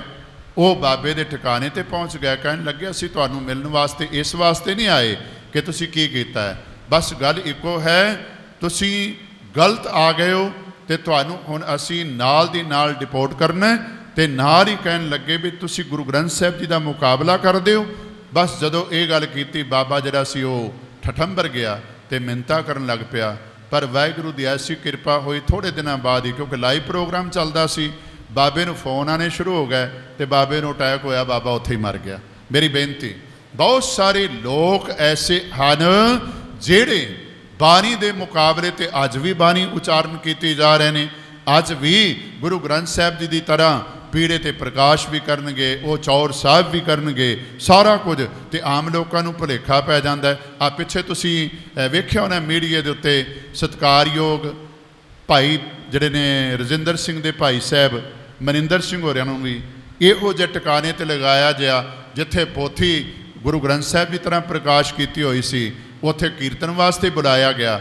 ਪਰ ਜਦੋਂ ਉਹਨਾਂ ਨੂੰ ਪਤਾ ਲੱਗਾ ਉਹ ਠਠੰਬਰ ਗਏ, ਉਹਨਾਂ ਨੇ ਕੀਰਤਨ ਨਹੀਂ ਕੀਤਾ। ਬਾਕੀ ਭੁਲੇਖਾ ਪਾਉਣ ਵਾਲਿਆਂ ਨੇ ਭੁਲੇਖਾ ਪਾਉਣ ਲਈ ਉਹਨਾਂ ਨੂੰ ਸਥਾਨ 'ਤੇ ਲੈ ਗਏ ਸੀ। ਬਾਅਦ ਵਿੱਚ ਉਹਨਾਂ ਨੇ ਖਿਮਾ ਵੀ ਮੰਗੀ ਕਿ ਮੈਨੂੰ ਨਹੀਂ ਸੀ ਪਤਾ, ਲਿਜਾਣ ਵਾਲੇ ਮੈਨੂੰ ਉੱਥੇ ਲੈ ਗਏ, ਪਰ ਮੈਨੂੰ ਇਉਂ ਲੱਗਦਾ ਸੀ ਵੀ ਜਿਵੇਂ ਗੁਰੂ ਗ੍ਰੰਥ ਸਾਹਿਬ ਦਾ ਪ੍ਰਕਾਸ਼ ਹੈ ਉਸੇ ਤਰ੍ਹਾਂ ਚੰਦੋਆ ਸਾਹਿਬ ਹੈ, ਉਸੇ ਤਰ੍ਹਾਂ ਹੀ ਜਿਹੜਾ ਹੈ ਉਹ ਚੌਰ ਸਾਹਿਬ ਕੀਤਾ ਜਾ ਰਿਹਾ ਹੈ। ਅੱਜ ਬੜਾ ਸੁਚੇਤ ਹੋਣ ਦੀ ਲੋੜ ਹੈ। ਗੁਰੂ ਮਹਾਰਾਜ ਆਖਣ ਲੱਗੇ ਬਾਣੀ ਦੀ ਤਰ੍ਹਾਂ ਬਾਣੀ ਉਚਾਰਨ ਵਾਲੇ ਬੜੇ ਹੋਣਗੇ ਤੇ ਬੜੇ ਉਚਾਰਨ ਕਰ ਰਹੇ ਹਨ। ਸਤਿਗੁਰ ਮਤ ਤੇ ਬਾਹਰੀ ਗਣ ਅਵਗੁਣ ਸਾਣੀ। ਤੇ ਸਤਿਗੁਰੂ ਮਹਾਰਾਜ ਆਖਦੇ ਨੇ ਜਿਸ ਵਿੱਚ ਗੁਰੂ ਦੀ ਮਤ ਨਹੀਂ, ਅਕਾਲ ਪੁਰਖ ਦੀ ਸ਼ਿਵਾ ਕਿਰਪਾ ਨਹੀਂ, ਬਾਣੀ ਬੇਸ਼ੱਕ ਉਸ ਨੂੰ ਕਈ ਜਾਣ ਪਰ ਉਸ ਦੇ ਨਾਲ ਕਈ ਤਰ੍ਹਾਂ ਦੇ ਅਵਗਣ ਪੈਦਾ ਹੋਣਗੇ, ਅਵਗਣ ਨਾਸ ਨਹੀਂ ਹੋਣਗੇ। ਸੁਨਹੁ ਨਾ ਪਠੋ ਨਾ ਪ੍ਰੇਮ ਕਰ ਅਵਗਤੀ ਪੁਚਾਵੇ। ਕਿਉਂਕਿ ਇਹੋ ਜੀ ਬਾਣੀ ਨੂੰ ਨਾ ਸੁਣੋ ਤੇ ਨਾ ਪੜੋ, ਕਿਉਂਕਿ ਸਤਿਗੁਰੂ ਮਹਾਰਾਜ ਦਾ ਬਚਨ ਹੈ, ਸਤਿਗੁਰੂ ਬਿਨਾ ਹੋਰ ਕੱਚੀ ਹੈ ਬਾਣੀ, ਬਾਣੀ ਤਾਂ ਕੱਚੀ ਸਤਿਗੁਰੂ ਬਾਝੋਂ ਹੋਰ ਕੱਚੀ ਬਾਣੀ। ਕਹਿੰਦੇ ਕੱਚੇ ਸੁਣਦੇ ਕੱਚੇ, ਕੱਚੀ ਆਖ ਵਖਾਣੀ। ਮਹਾਰਾਜ ਆਖਦੇ ਨੇ ਇਹੋ ਜੀ ਬਾਣੀ ਜਿਹੜੀ ਹੈ ਨਾ ਉਹਨੂੰ ਨਾ ਸੁਣੋ ਜਿਸ ਨੂੰ ਸੁਣ ਕੇ ਪੜ੍ਹ ਕੇ ਅਵਗਣ ਜਿਹੜੇ ਨੇ ਉਹ ਅੰਦਰ ਪੈਦਾ ਹੋ ਜਾਣ। ਪਰਚਾ ਕਰੋ ਸੁਸ਼ੇਮ ਕੋ ਜੋ ਦੁਖ ਬਿਨਸਾਵੈ। ਹਾਂ ਦੁਬਾਰਾ, ਪਰਚਾ ਕਰੋ ਸੁਸ਼ੇਮ ਕੋ ਜੋ ਦੁਖ ਬਿਨਸਾਵੈ। ਕੇਵਲ ਸ਼ਬਦ ਦਾ ਪਰਚਾ ਆਪਣੇ ਜੀਵਨ ਦੇ ਅੰਦਰ ਕਰੋ, ਉਹ ਬਾਣੀ ਪੜੋ ਜਿਹੜੀ ਦੁੱਖਾਂ ਦੇ ਨਾਸ਼ ਕਰਨ ਦੀ ਸਮਰੱਥਾ ਰੱਖਦੀ ਹੈ। ਜੋ ਬਾਣੀ ਗੁਰਦਾਸ ਕੀ ਗੁਰ ਮਹਿਮਾ ਪਾਰੀ। ਕਿਉਂਕਿ ਜਿਹੜੀ ਭਾਈ ਗੁਰਦਾਸ ਦੀ ਬਾਣੀ ਹੈ ਉਹ ਗੁਰੂ ਦੀ ਮਹਿਮਾ ਦੇ ਨਾਲ ਓਤ-ਪੋਤ ਹੋਈ ਹੋਈ ਹੈ। ਸਿੱਖੀ ਪ੍ਰਾਪਤ ਪਠੇ ਤੇ ਇਮ ਲੇਹੁ ਵਿਚਾਰੀ। ਉਸ ਨਾਲ ਸਿੱਖੀ ਪ੍ਰਾਪਤ ਹੋਵੇਗੀ। ਜਿਹੜਾ ਭਾਈ ਗੁਰਦਾਸ ਜੀ ਦੀ ਰਚਨਾ ਪੜ੍ਹੇਗਾ ਸਿੱਖੀ ਪ੍ਰਾਪਤ ਹੋਵੇਗੀ ਜੀਵਨ ਦੇ ਅੰਦਰ। ਜਿਹੜਾ ਭਾਈ ਗੁਰਦਾਸ ਦੀ ਬਾਣੀ ਨੂੰ ਪੜ੍ਹੇਗਾ ਇਹ ਵਿਚਾਰ ਆਪਣੇ ਅੰਦਰ ਧਾਰਨ ਕਰ ਲਓ। ਇਮ ਕਹਿ ਲੱਗੇ ਵਿਚਾਰਣੇ ਜਗ ਹੀ ਕਲਿਆਣਾ। ਇਸ ਤਰ੍ਹਾਂ ਸਤਿਗੁਰੂ ਮਹਾਰਾਜ ਵਿਚਾਰ ਕਰਨ ਲੱਗ ਪਏ ਜਗਤ ਦਾ ਕਲਿਆਣ ਕਿਵੇਂ ਹੋਵੇ, ਭਲਾ ਕਿਵੇਂ ਹੋਵੇ। ਭਿਖੀ ਭਵਿੱਖਿਅਤ ਬਾਰਤਾ ਹਮ ਹੋਏ 10 ਥਾਨਾ। ਕਿਉਂਕਿ ਵੇਖ ਲਿਆ ਕਿ ਸਾਡੀ ਜਗ੍ਹਾ ਤੇ 10 ਜਿਹੜੇ ਨੇ ਉਹ ਸਰੀਰਕ ਜਾਮੇ ਹੋਣੇ ਹਨ। 10 ਸਰੀਰਕ ਜਾਮੇ ਹੋਣੇ ਨੇ। ਕਿਉਂਕਿ ਸਵਾਲ ਗੁਰੂ ਹਰਗੋਬਿੰਦ ਜੀ ਮਹਾਰਾਜ ਦੇ ਉੱਤੇ ਵੀ ਕੀਤਾ ਗਿਆ। ਜਿਹੜੀ ਆਪਾਂ ਪੌੜੀ ਪੜ੍ਹਦੇ ਹਨ, 5 ਪਿਆਲੇ 5 ਪੀਰ, ਛਟਮ ਪੀਰ ਬੈਠਾ ਗੁਰ ਭਾਰੀ, ਇਸ ਵਿੱਚ ਸਵਾਲ ਕੀਤਾ ਸਿੱਖਾਂ ਨੇ, ਮਹਾਰਾਜ ਅਸੀਂ ਤੁਹਾਡੇ ਤੱਕ ਦਰਸ਼ਨ ਕਰ ਲਏ ਨੇ, ਭਾਵ 6 ਮਹਿਲਾਂ ਦੇ ਦਰਸ਼ਨ ਕਰ ਲਏ ਨੇ, ਹੁਣ ਤੁਹਾਡੇ ਤੋਂ ਬਾਅਦ ਕਿੰਨੇ ਹੋਰ ਗੁਰੂ ਸਰੀਰ ਧਾਰੀ ਹੋਣਗੇ, ਦੇਹ ਕਰਕੇ ਹੋਣਗੇ। ਤੇ ਸਤਿਗੁਰੂ ਮਹਾਰਾਜ ਨੇ ਅੱਗੋਂ ਜਵਾਬ ਦਿੱਤਾ ਸੀ, ਜੁਗ ਜੁਗ ਸਤਿਗੁਰ ਧਰੇ ਅਵਤਾਰੀ। ਜੁਗ ਜੁਗ ਤੋਂ ਭਾਵ 2 ਦੂਣੀ 4 ਗੁਰੂ ਸਾਹਿਬਾਨ ਸਾਡੇ ਤੋਂ ਬਾਅਦ ਸਰੀਰ ਧਾਰਨ ਕਰਨਗੇ। ਹੁਣ ਆਪਾਂ ਕਹਾਂਗੇ ਇਹ ਕਿਵੇਂ ਪਤਾ ਲੱਗ ਗਿਆ? ਸਾਧ ਸੰਗਤ ਸਤਿਗੁਰੂ ਅੰਤਰਜਾਮੀ ਨੇ, ਅਕਾਲ ਪੁਰਖ ਦਾ ਰੂਪ ਨੇ, ਉਹਨਾਂ ਨੂੰ ਆਉਣ ਵਾਲੇ ਸਮੇਂ ਬਾਰੇ ਪਤਾ ਹੈ। ਮਹਾਰਾਜ ਕਹਿਣ ਲੱਗੇ ਕਿ 10 ਸਰੀਰ ਅਸੀਂ ਧਾਰਨ ਕਰਨੇ ਹਨ। ਪਾਸ਼ੇ ਸਿੱਖੀ ਕਿਮ ਰਹਿ ਕਿਹ ਟੇਕੈ ਮਾਥਾ। ਮਹਾਰਾਜ ਆਖਣ ਲੱਗੇ ਵੀ ਮਗਰੋਂ ਸਿੱਖੀ ਕਿਵੇਂ ਰਵੇਗੀ ਤੇ ਕਿਹਨੂੰ ਮੱਥਾ ਟੇਕਣਗੇ ਸਿੱਖ। ਅੱਜ ਤਾਂ ਜਿਸ ਸਰੀਰ ਦੇ ਅੰਦਰ ਜੋਤ ਟਿਕ ਜਾਂਦੀ ਹੈ, ਸਿੱਖ ਉਸ ਸਰੀਰ ਦੇ ਅੱਗੇ ਝੁਕ ਜਾਂਦੇ ਨੇ। ਤੇ ਜਦੋਂ ਅਸੀਂ 10 ਜਾਮੇ ਪੂਰੇ ਕਰ ਲੈ, ਉਸ ਤੋਂ ਬਾਅਦ ਕਿਹਨੂੰ ਮੱਥਾ ਟੇਕਣਗੇ ਤੇ ਸਿੱਖੀ ਅੱਗੋਂ ਕਿਵੇਂ ਚੱਲੇਗੀ? ਸ਼ਬਦ ਨਿਰਾਲੇ ਕਿਮ ਰਹਿ ਮਿਲਹਿ ਨਾ ਕਿਹ ਸਾਥਾ। ਮਹਾਰਾਜ ਕਹਿਣ ਲੱਗੇ ਸ਼ਬਦ ਨਿਰਾਲਾ ਕਿਵੇਂ ਰਹਿ ਸਕਦਾ ਹੈ ਤੇ ਸ਼ਬਦ ਦੇ ਵਿੱਚ ਰਲਗੜ ਕਿਵੇਂ ਨਹੀਂ ਹੋ ਸਕਦਾ। ਇਹ ਸਾਰੀ ਵਿਚਾਰ ਕਰ ਰਹੇ ਨੇ। ਏਮ ਵਿਚਾਰ ਬੋਲੇ ਗੁਰੂ ਤਟ ਨਦੀ ਬਿਪਾਸਾ। ਸਤਿਗੁਰੂ ਮਹਾਰਾਜ ਸੱਚੇ ਇਹ ਪਾਤਸ਼ਾਹ ਵਿਚਾਰ ਕਰਕੇ ਆਪਣੇ ਮਨ ਦੇ ਅੰਦਰ ਹੁਣ ਸਿੱਖਾਂ ਦੇ ਸਾਹਮਣੇ ਇਹ ਗੱਲ ਕਰਦੇ ਹਨ। ਨਗਰੀ ਗੋਇੰਦਵਾਲ ਹੈ ਸ੍ਰੀ ਸਤਿਗੁਰ ਬਾਸਾ। ਬਿਆਸਾ ਦੇ ਕਿਨਾਰੇ ਤੇ ਗੋਇੰਦਵਾਲ ਨਗਰ ਹੈ। ਤਿਸ ਮਹਿ ਮੋਹਨ ਅਬ ਬਸੈ ਬੜ ਮਸਤ ਸੁਭਾਉ। ਉੱਥੇ ਬਾਬਾ ਮੋਹਨ ਜੀ ਜਿਹੜੇ ਨੇ ਵਸਦੇ ਹਨ, ਉਹਨਾਂ ਦਾ ਸੁਭਾਅ ਬੜਾ ਮਸਤ ਹੈ। ਬਾਣੀ ਚੌਹ ਪਾਤਸ਼ਾਹ ਕੀ ਕੀਨਸ ਇਕ ਥਾਉ। ਉਹਨਾਂ ਦੇ ਕੋਲ 4 ਪਾਤਸ਼ਾਹ ਦੀ ਬਾਣੀ ਭਾਵ ਗੁਰੂ ਰਾਮਦਾਸ ਤੱਕ ਮੌਜੂਦ ਹੈ। ਮੈਂ ਬੇਨਤੀ ਜਿਵੇਂ ਪਹਿਲਾਂ ਕੀਤੀ ਹੈ, ਵਿਚਾਰ ਵਿਦਵਾਨਾਂ ਦੇ ਵੱਖਰੇ ਵੱਖਰੇ ਨੇ। ਬਹੁਤ ਸਾਰੇ ਵਿਦਵਾਨ ਇਸ ਗੱਲ ਨਾਲ ਸਹਿਮਤ ਨੇ ਕਿ ਸਤਿਗੁਰੂ ਗੁਰੂ ਅਰਜਨ ਦੇਵ ਜੀ ਮਹਾਰਾਜ ਦੇ ਕੋਲ ਬਾਣੀ ਮੌਜੂਦ ਸੀ। ਹਾਂ, ਜਿਹੜੀ ਬਾਣੀ ਹੋਰ ਸਿੱਖਾਂ ਦੇ ਕੋਲ ਸੀ ਉਸ ਨੂੰ ਹੁਕਮਨਾਮੇ ਲਿਖ ਕੇ ਜਾਂ ਸਿੱਖਾਂ ਨੂੰ ਭੇਜ ਕੇ ਮੰਗਵਾਉਣ ਦੀ ਗੱਲ ਕੀਤੀ ਗਈ। ਪਰ ਜਿਹੜੀ ਬਾਣੀ ਬਾਬਾ ਨਾਨਕ ਜੀ ਨੇ ਭਗਤਾਂ ਦੀ ਬਾਣੀ ਦੇ ਸਹਿਤ ਇਕੱਤਰ ਕੀਤੀ ਜਾਂ ਅੱਗੇ ਗੁਰੂ ਮਹਾਰਾਜ ਦੇ ਕੋਲ ਸੀ, ਉਹ ਚੱਲਦੀ ਰਹੀ। ਪਰ ਕਵੀ ਸੰਤੋਖ ਸਿੰਘ ਜੀ ਦਾ ਖਿਆਲ ਹੈ ਕਿ ਗੁਰੂ ਰਾਮਦਾਸ ਪਾਤਸ਼ਾਹ ਜੀ ਦੇ ਟਾਈਮ ਬਾਬਾ ਮੋਹਨ ਜੀ ਦੇ ਕੋਲ ਇਹ ਜਿਹੜੀ ਸੀ ਬਾਣੀ ਚੌਥੇ ਪਾਤਸ਼ਾਹ ਤੱਕ ਮੌਜੂਦ ਸੀ। ਵੱਡੋ ਪੁੱਤਰ ਗੁਰੂ ਅਮਰ ਕੋ ਕਿਸ ਕਾਨ ਨ ਠਾਨੇ। ਕਿਉਂਕਿ ਗੁਰੂ ਅਮਰਦਾਸ ਜੀ ਮਹਾਰਾਜ ਦਾ ਵੱਡਾ ਪੁੱਤਰ ਹੈ ਬਾਬਾ ਮੋਹਨ, ਤੇ ਗੁਰੂ ਮਹਾਰਾਜ ਦਾ ਰਿਸ਼ਤੇਦਾਰੀ ਦੇ ਵਿੱਚ ਮਾਮਾ ਹੈ। ਕਿਉਂਕਿ ਬੀਬੀ ਭਾਨੀ ਜੀ ਦੇ ਵੱਡੇ ਭਰਾਤਾ ਜੀ ਨੇ। ਸਤਿਗੁਰੂ ਮਹਾਰਾਜ ਸੱਚੇ ਪਾਤਸ਼ਾਹ ਨੇ ਬਾਬਾ ਮੋਹਨ ਜੀ ਵੱਲ ਇਸ਼ਾਰਾ ਕੀਤਾ। ਸਕਲ ਸ਼ਬਦ ਤਿਸ ਪਾਸ ਤੇ ਕੋ ਕਿਸ ਵਿਦਿਆਨੈ। ਉਹਨਾਂ ਕੋਲੋਂ ਇਹ ਸ਼ਬਦ ਜਿਹੜੇ ਹਨ, ਬਾਣੀ ਹਨ, ਕਿਸ ਤਰੀਕੇ ਦੇ ਨਾਲ ਲਿਆਂਦੀ ਜਾਵੇ। ਕੋ ਪਾਏ ਕਰ ਪਾਏ ਹਮ ਸਗਰੀ ਗੁਰਬਾਣੀ। ਕਿਹੜਾ ਢੰਗ ਵਰਤਿਆ ਜਾਵੇ ਤੇ ਕੌਣ ਜਾਵੇ ਜਿਹੜਾ ਇਹ ਸਾਰੀ ਗੁਰੂ ਸਾਹਿਬ ਦੀ ਬਾਣੀ ਲੈ ਕੇ ਆਵੇ। ਬੀੜ ਕਰੈ ਪੁਨ ਏਕ ਥਲ ਹਿਤ ਜਗ ਕਲਿਆਣੀ। ਜਗਤ ਦੇ ਕਲਿਆਣ ਵਾਸਤੇ ਇੱਕ ਜਗ੍ਹਾ ਅਸੀਂ ਸਾਰੀ ਬਾਣੀ ਨੂੰ ਇੱਕ ਬੀੜ ਰੂਪ ਦੇਣਾ ਚਾਹੁੰਦੇ ਹਾਂ। ਸਭਾ ਵਿੱਚ ਬੈਠਿਓ ਤੋ ਭਾਈ ਗੁਰਦਾਸੂ। ਸਭਾ ਦੇ ਵਿੱਚ ਭਾਈ ਗੁਰਦਾਸ ਜੀ ਬੈਠੇ ਹੋਏ ਸਨ। ਸੁਨਤ ਕਹਿਓ ਕਰ ਜੋੜ ਕਰ ਕਉ ਪਹੁੰਚੋ ਪਾਸੂ। ਕਹਿਣ ਲੱਗੇ ਸਤਿਗੁਰੂ ਮਹਾਰਾਜ ਮੇਰੇ ਉੱਤੇ ਕਿਰਪਾ ਕਰੋ ਤੇ ਮੈਂ ਜਾਂਦਾ ਹਾਂ ਇਹ ਬਾਣੀ ਬਾਬਾ ਮੋਹਨ ਜੀ ਕੋਲੋਂ ਲੈਣ ਵਾਸਤੇ। ਪੋਥੀ ਸਗਰੀ ਆਨਿਓ ਆਏ ਸਨਿਧ ਦੀਜੈ। ਆਪ ਸਿਰਫ ਆਗਿਆ ਦਿਓ ਤੇ ਮੈਂ ਜਾ ਕੇ ਪੋਥੀਆਂ ਬਾਣੀ ਦੀਆਂ ਜਿਹੜੀਆਂ ਨੇ ਉਹ ਲੈ ਕੇ ਆਵਾਂਗਾ ਬਾਬਾ ਮੋਹਨ ਜੀ ਕੋਲੋਂ। ਮੋਹਨ ਮਿਲ ਔ ਮੋਹਰੀ ਮੋਕੋ ਸਮਝੀਐ। ਕਿਉਂਕਿ ਬਾਬਾ ਮੋਹਨ ਜੀ ਉਹਨਾਂ ਨੂੰ ਜਾ ਕੇ ਮੈਂ ਮਿਲਾਂਗਾ ਤੇ ਉਹਨਾਂ ਦੇ ਨਾਲ ਸਾਰੀ ਗੱਲ ਕਰਾਂਗਾ ਤੇ ਫਿਰ ਮੋਹਰੀ ਜੀ ਨੂੰ ਮਿਲ ਕੇ ਇਹ ਗੱਲ ਸਮਝਾਵਾਂਗਾ। ਸ੍ਰੀ ਅਰਜਨ ਸੁਨ ਬਾਕ ਕੋ ਔਰ ਗਰਬਤ ਜਾਨਾ। ਸਤਿਗੁਰੂ ਮਹਾਰਾਜ ਸੱਚੇ ਪਾਤਸ਼ਾਹ ਨੇ ਭਾਈ ਗੁਰਦਾਸ ਦਾ ਇਹ ਬਚਨ ਸੁਣ ਕੇ ਇਉਂ ਖਿਆਲ ਕੀਤਾ ਕਿ ਅਸੀਂ ਨਾਮ ਲਿਆ ਨਹੀਂ ਤੇ ਨਾਮ ਲੈਣ ਤੋਂ ਬਗੈਰ ਹੀ ਭਾਈ ਸਾਹਿਬ ਨੇ ਕਹਿ ਦਿੱਤਾ ਕਿ ਮੈਂ ਇਹ ਕੰਮ ਕਰਕੇ ਆਵਾਂਗਾ।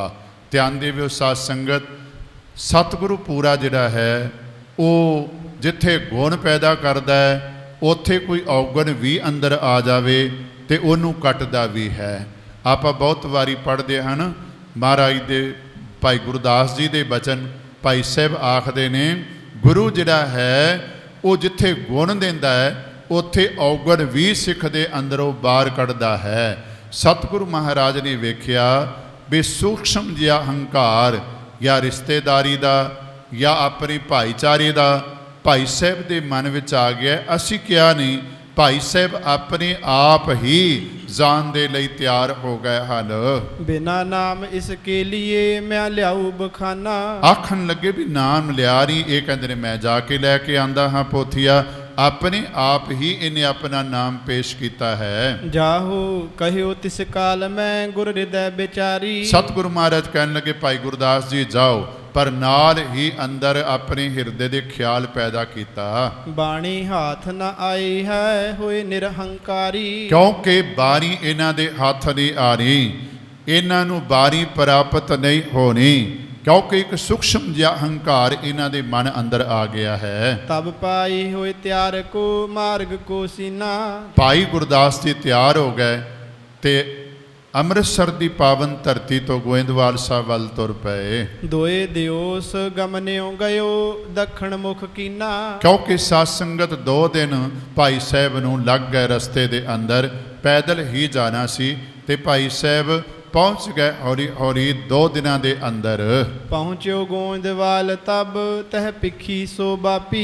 ਇਸ ਤਰ੍ਹਾਂ ਬੌੜੀ ਸਾਹਿਬ ਦੇ ਜਾ ਕੇ ਦਰਸ਼ਨ ਵੀ ਕੀਤੇ ਤੇ ਇਸ਼ਨਾਨ ਵੀ ਕੀਤਾ। ਮੱਜਨ ਕਰ ਕੈ ਸਿਮਰ ਗੁਰ ਪਿਖ ਨਿਰਮਲ ਆਪੀ। ਇਸ ਤਰ੍ਹਾਂ ਮੱਜਨ ਕੀਤਾ, ਇਸ਼ਨਾਨ ਕੀਤਾ ਤੇ ਗੁਰੂ ਮਹਾਰਾਜ ਨੂੰ ਯਾਦ ਕੀਤਾ।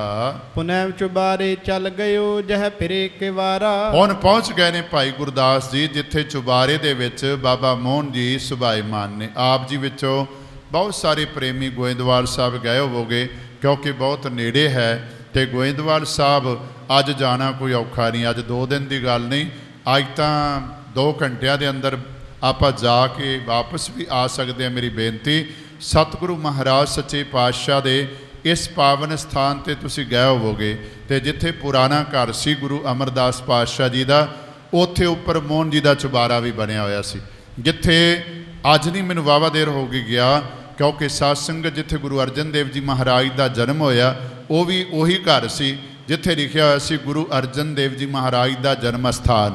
ਇਸੇ ਤਰ੍ਹਾਂ ਗੁਰੂ ਮਹਾਰਾਜ ਦੇ ਉਸ ਘਰ ਦੇ ਅੰਦਰ ਚੁਬਾਰਾ ਸੀ ਜਿੱਥੇ ਬਾਬਾ ਮੋਹਨ ਜੀ ਸੁਭਾਈਮਾਨ ਸਨ ਤੇ ਭਾਈ ਗੁਰਦਾਸ ਜੀ ਬੌੜੀ ਸਾਹਿਬ ਤੋਂ ਦਰਸ਼ਨ ਕਰਕੇ ਹੁਣ ਗੁਰੂ ਮਹਾਰਾਜ ਨੂੰ ਯਾਦ ਕਰਕੇ ਇਸ਼ਨਾਨ ਪਾਨ ਕਰਨ ਤੋਂ ਬਾਅਦ ਚੁਬਾਰੇ ਵਿੱਚ ਪਹੁੰਚ ਗਏ। ਲੱਗ ਸਮਾਧ ਆਸਨ ਕਰੇ ਨਹਿ ਦੇਹ ਸੰਭਾਰਾ। ਕਿਉਂਕਿ ਉਹਨਾਂ ਨੇ ਸਮਾਧ ਲਾਈ ਹੋਈ ਏ ਤੇ ਬਿਲਕੁਲ ਚੌਕੜਾ ਮਾਰ ਕੇ ਬੈਠੇ ਹੋਏ ਹਨ ਵਾਹਿਗੁਰੂ ਦੀ ਯਾਦ ਵਿੱਚ। ਜਾਮ ਦਿਵਸ ਕੇ ਰਹੇ ਤੇ ਪਹੁੰਚਿਓ ਤਹ ਪਾਈ। ਭਾਈ ਗੁਰਦਾਸ ਜੀ ਇੱਕ ਪੈਰ ਦਿਨ ਰਹਿੰਦੇ ਆ, ਭਾਵ ਇਉਂ ਸਮਝ ਲਓ ਰਾਤ ਪੈਣ ਵਿੱਚ ਇੱਕ ਪੈਰ ਰਹਿੰਦਾ ਸੀ ਜਦੋਂ ਚੁਬਾਰੇ ਦੇ ਵਿੱਚ ਭਾਈ ਗੁਰਦਾਸ ਜੀ ਪਹੁੰਚੇ। ਬਹੁ ਪ੍ਰਕਾਰ ਕੀ ਬੇਨਤੀ ਕਰ ਉੱਚ ਸੁਨਾਈ। ਇਸ ਤਰ੍ਹਾਂ ਬੜੀ ਬੇਨਤੀ ਕੀਤੀ ਉੱਚੀ ਉੱਚੀ ਆਵਾਜ਼ ਦੇ ਅੰਦਰ ਬਾਬਾ ਮੋਹਨ ਜੀ ਨੂੰ। ਸੁਦਾ ਸਰੋਵਰ ਨਗਰ ਤੇ ਮੈਂ ਚੱਲ ਕਰ ਆਇਓ। ਆਖਿਆ ਮੈਂ ਭਾਈ ਗੁਰਦਾਸ ਹਾਂ ਤੇ ਮੈਂ ਆਇਆ ਹਾਂ ਅੰਮ੍ਰਿਤਸਰ ਤੋਂ ਚੱਲ ਕੇ ਤੁਹਾਡੇ ਕੋਲ ਇੱਥੇ। ਸ੍ਰੀ ਅਰਜਨ ਕਿਸ ਕਾਜ ਕੋ ਤੁਮ ਨਿਕਟ ਪਠਾਇਓ। ਮੈਨੂੰ ਗੁਰੂ ਅਰਜਨ ਦੇਵ ਜੀ ਮਹਾਰਾਜ ਨੇ ਕਾਰਜ ਕੰਮ ਕਰਨ ਵਾਸਤੇ ਤੁਹਾਡੇ ਕੋਲ ਭੇਜਿਆ ਹੈ। ਦਰਸ਼ਨ ਮੋਕੋ ਦੀਜੀਏ ਉਗਰਾਏ ਕੇ ਵਾਰੋ। ਮੈਨੂੰ ਦਰਸ਼ਨ ਦੇਵੋ ਤੇ ਕਵਾੜ ਜਿਹੜੇ ਨੇ ਨਾ ਆਪਣੇ ਇਸ ਅਸਥਾਨ ਦੇ ਖੋਲੋ। ਭੂਖਨ ਕੁਲ ਸ੍ਰੀ ਅਮਰ ਕੇ ਗੁਣ ਗਿਆਨ ਉਦਾਰੋ। ਕਿਉਂਕਿ ਤੁਸੀਂ ਗਿਆਨ ਦੇ ਜਿਹੜੇ ਹੋ ਨਾ ਸਮੁੰਦਰ ਹੋ ਤੇ ਤੁਸੀਂ ਗੁਰੂ ਅਮਰਦਾਸ ਜੀ ਮਹਾਰਾਜ ਦੀ ਕੁਲ ਦੇ ਭੂਖਨ ਹੋ, ਭਾਵ ਗਹਿਣੇ ਹੋ, ਸ਼ਿੰਗਾਰ ਹੋ। ਤੇ ਤੁਸੀਂ ਕਿਰਪਾ ਕਰਕੇ ਮੈਨੂੰ ਦਰਸ਼ਨ ਦਿਓ। ਗੁਰ ਨੰਦਨ ਬੰਦਨ ਉਚਰਤ ਕੰਦਨ ਦੁਖ ਦੋਸ਼ਾ।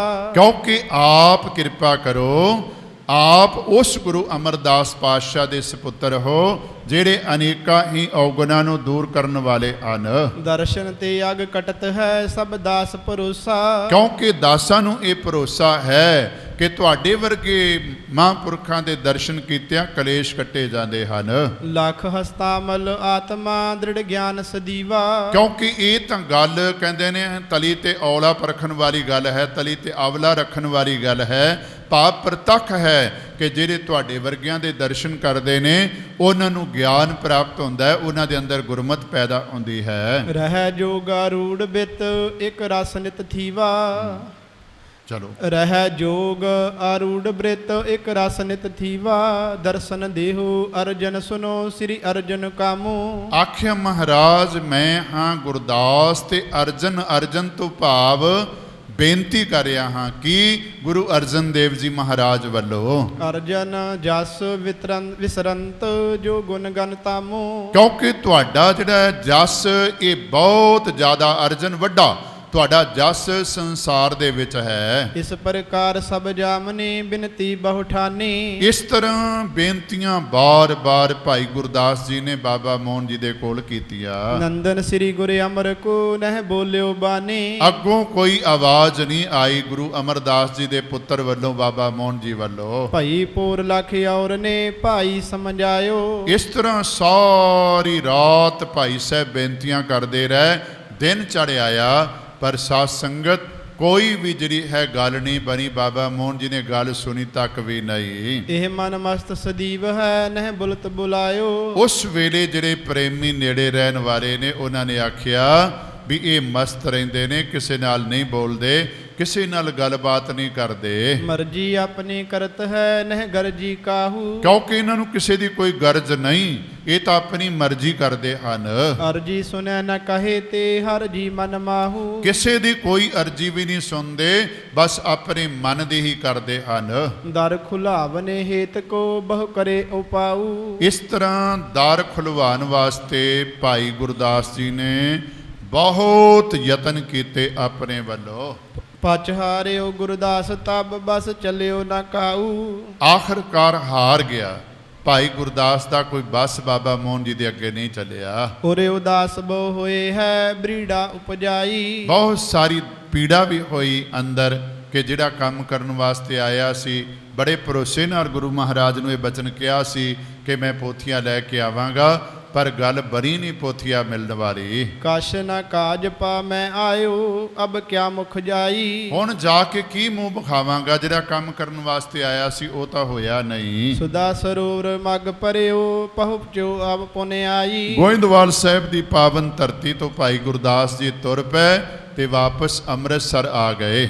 ਸ੍ਰੀ ਅਰਜਨ ਰਾਜੈ ਜਹਾਂ ਨਿਜ ਗਰੀਬ ਨਿਵਾਈ। ਇਸ ਤਰ੍ਹਾਂ ਗੁਰੂ ਅਰਜਨ ਦੇਵ ਜੀ ਮਹਾਰਾਜ ਦੇ ਅੱਗੇ ਜਾ ਕੇ ਗਰੀਬ ਧੌਣ ਨਿਵਾ ਦਿੱਤੀ, ਭਾਵ ਮੱਥਾ ਟੇਕਿਆ ਭਾਈ ਗੁਰਦਾਸ ਜੀ ਨੇ। ਕਹੀ ਜੋਰ ਕਰ ਬਾਰਤਾ ਮੈਂ ਕਰੇ ਉਪਾਊ। ਕਹਿਣ ਲੱਗਾ ਮਹਾਰਾਜ ਬੜੇ ਉਪਾਵ ਕੀਤੇ ਨੇ, ਬੜੇ ਢੰਗ ਬੇਨਤੀਆਂ ਕੀਤੀਆਂ ਨੇ, ਬਹੁਤ ਜੁਗਤੀਆਂ ਵਰਤੀਆਂ ਨੇ, ਪਰ ਕੋਈ ਵੀ ਜੁਗਤੀ ਸਫਲ ਨਹੀਂ ਹੋਈ। ਦਰ ਇੱਕ ਵਾਰ ਖੋਲੇ ਨਹੀਂ ਬਸ ਚੱਲਿਓ ਨਾ ਕਾਊ। ਮੇਰਾ ਕੋਈ ਬਸ ਨਹੀਂ ਚੱਲਿਆ ਤੇ ਬਾਬਾ ਮੋਹਨ ਜੀ ਨੇ ਆਪਣੇ ਸਥਾਨ ਦੇ ਕਿਵਾੜ ਨਹੀਂ ਖੋਲੇ। ਰਹਿਓ ਪੁਕਾਰਤ ਸਭ ਨਿਸ਼ਾ ਕੁਛ ਬਾਕ ਨਾ ਬੋਲਾ। ਕਿਉਂਕਿ ਮੈਂ ਬੜੀਆਂ ਬੇਨਤੀਆਂ ਕੀਤੀਆਂ ਪਰ ਉਹਨਾਂ ਵੱਲੋਂ ਕੋਈ ਬਚਨ ਨਹੀਂ ਬੋਲਿਆ ਗਿਆ। ਲਿਓ ਆਪ ਕੋ ਨਾਮ ਪੀ ਦਰ ਤਉ ਨਾ ਖੋਲਾ। ਤੁਹਾਡਾ ਵੀ ਨਾਮ ਲਿਆ ਹੈ ਪਰ ਉਹਨਾਂ ਨੇ ਤੁਹਾਡੇ ਨਾਮ ਤੇ ਵੀ ਦਰ ਨਹੀਂ ਖੋਲਿਆ। ਅਮਰ ਅੰਸ਼ ਜੇ ਅਪਰ ਥੇ ਤਿੰਨ ਮੁਝ ਸਮਝਾਇਓ। ਜਿਹੜੇ ਉਥੇ ਹੋਰ ਗੁਰੂ ਅਮਰਦਾਸ ਜੀ ਵੰਸ਼ ਵਿੱਚੋਂ ਸਨ ਉਹਨਾਂ ਨੇ ਮੈਨੂੰ ਆਖਰਕਾਰ ਸਮਝਾ ਹੀ ਦਿੱਤਾ। ਮਸਤ ਰਹੇ ਇਮ ਤੋ ਸਦਾ ਕਹਿ ਮੋਹਿ ਹਟਾਇਓ। ਇਹ ਮਸਤ ਰਹਿੰਦੇ ਹਨ ਤੇ ਇਹ ਕਿਸੇ ਦੀ ਕੋਈ ਗਰਜ ਅਰਜ ਨਹੀਂ ਸੁਣਦੇ, ਇਸ ਵਾਸਤੇ ਤੁਸੀਂ ਹੁਣ ਵਾਪਸ ਚਲੇ ਜਾਓ, ਮੈਨੂੰ ਉਹਨਾਂ ਨੇ ਸਮਝਾਇਆ। ਤਬ ਸਾਹਿਬ ਬੁੱਢਾ ਸੁਨਿਓ ਕਾਰਜ ਨਹਿ ਹੋਵਾ। ਇਸ ਤਰ੍ਹਾਂ ਇਹ ਗੱਲ ਬਾਬਾ ਬੁੱਢਾ ਜੀ ਨੇ ਸੁਣੀ ਵੀ ਕਾਰਜ ਭਾਈ ਗੁਰਦਾਸ ਕੋਲੋਂ ਨਹੀਂ ਹੋਇਆ ਤੇ ਹੁਣ ਅੱਗੋਂ ਇਹ ਕਾਰਜ ਕਿਵੇਂ ਹੋਵੇਗਾ। ਕੋ ਅਬ ਗਮਨੈ ਪਾਸ ਤਿਸ ਨਹਿ ਦੂਸਰ ਜੋਵਾ। ਹੋਰ ਕਿਹੜਾ ਭਾਈ ਗੁਰਦਾਸ ਜੀ ਵਰਗਾ ਹੋ ਸਕਦਾ ਹੈ ਜਿਹੜਾ ਜਾ ਕੇ ਉਹਨਾਂ ਦੇ ਕੋਲੋਂ ਇਹ ਪੋਥੀਆਂ ਲੈ ਕੇ ਆਵੇ। ਆਪ ਜਾਏ ਸ੍ਰੀ ਗੁਰ ਕਿਦੋਂ ਤਬ ਕਾਜ ਬਨੇ ਹੈ। ਹੁਣ ਤਾਂ ਲੱਗਦਾ ਹੈ ਵੀ ਗੁਰੂ ਅਰਜਨ ਦੇਵ ਜੀ ਆਪ ਹੀ ਜਾਣ ਤੇ ਫਿਰ ਇਹ ਕਾਰਜ ਪੋਥੀਆਂ ਲੈਣ ਵਾਲਾ ਬਣ ਸਕਦਾ ਹੈ। ਇਮ ਵਿਚਾਰੇ ਔਰ ਸਭਾ ਮੈਂ ਨਿਜ ਅਰਜ ਭਨੈ ਹੈ। ਇਸ ਤਰ੍ਹਾਂ ਸਤਿਗੁਰੂ ਮਹਾਰਾਜ ਦੇ ਕੋਲ ਬੈਠੇ ਭਾਈ ਗੁਰਦਾਸ ਜੀ ਆਪਣੀ ਜਿਹੜੀ ਹੈ ਉਹ ਮਜਬੂਰੀ ਦੱਸ ਰਹੇ ਨੇ ਤੇ ਬਾਬਾ ਬੁੱਢਾ ਜੀ ਆਪਣੇ ਮਨ ਦੇ ਅੰਦਰ ਵਿਚਾਰ ਕਰ ਰਹੇ ਨੇ ਵੀ ਹੁਣ ਆਪ ਜਾਣਗੇ ਜਾਂ ਕਿਸੇ ਹੋਰ ਨੂੰ ਭੇਜਣਗੇ। ਮੈਂ ਗਮਨਿਓ ਪਨੀਏ ਹੁਕਮ ਸ੍ਰੀ ਗੁਰ ਮੁਸਕਾਏ। ਇਸ ਤਰ੍ਹਾਂ ਵਿਚਾਰਾਂ ਕਰਦਿਆਂ ਕਰਦਿਆਂ ਆਪ ਹੀ ਬਾਬਾ ਬੁੱਢਾ ਜੀ ਜਿਹੜੇ ਨੇ ਉਹ ਖੜੇ ਹੋ ਗਏ ਤੇ ਕਹਿਣ ਲੱਗੇ ਮਹਾਰਾਜ ਮੈਨੂੰ ਭੇਜੋ ਹੁਣ ਤੇ ਤੁਹਾਡੀ ਕਿਰਪਾ ਦੇ ਨਾਲ ਮੈਂ ਕਾਰਜ ਕਰਕੇ ਆਵਾਂਗਾ। ਜਿਵੇਂ ਬਾਬਾ ਬੁੱਢਾ ਜੀ ਜਾਣਗੇ ਤੇ ਬਾਬਾ ਬੁੱਢਾ ਜੀ ਵੀ ਖਾਲੀ ਹੱਥ ਹੀ ਆ ਜਾਣਗੇ ਤੇ ਫਿਰ ਗੁਰੂ ਅਰਜਨ ਦੇਵ ਜੀ ਮਹਾਰਾਜ ਆਪ ਜਿਵੇਂ ਜਾਣਗੇ। ਇਹ ਪ੍ਰਸੰਗ ਆਉਣ ਵਾਲੇ ਸਮੇਂ ਦੇ ਅੰਦਰ ਸਾਧ ਸੰਗਤ ਆਪ ਜੀ ਦੇ ਨਾਲ ਆਉਣ ਵਾਲੇ ਵਿਦਵਾਨ ਸਾਂਝਾ ਕਰਨਗੇ। ਭੁੱਲਾਂ ਚੁੱਕਾਂ ਦੀ ਖਿਮਾ ਸਤਿਗੁਰੂ ਮਹਾਰਾਜ ਕਿਰਪਾ ਕਰਨ। ਅਖੀਰਲੀਆਂ ਪੰਕਤੀਆਂ ਦਾ ਪਾਠ ਆਪ ਸਰਵਨ ਕਰੋ ਜੀ। ਆਪ ਜਾਏ ਸ੍ਰੀ ਗੁਰ ਕਿਦੋਂ ਤਬ ਕਾਜ ਬਨੇ ਹੈ। ਇਮ ਵਿਚਾਰੇ ਔਰ ਸਭਾ ਮਹਿ ਨਿਜ ਅਰਜ ਭਣੇ ਹੈ। ਵਾਹਿਗੁਰੂ ਜੀ ਕਾ ਖਾਲਸਾ ਵਾਹਿਗੁਰੂ ਜੀ ਕੀ ਫਤਿਹ।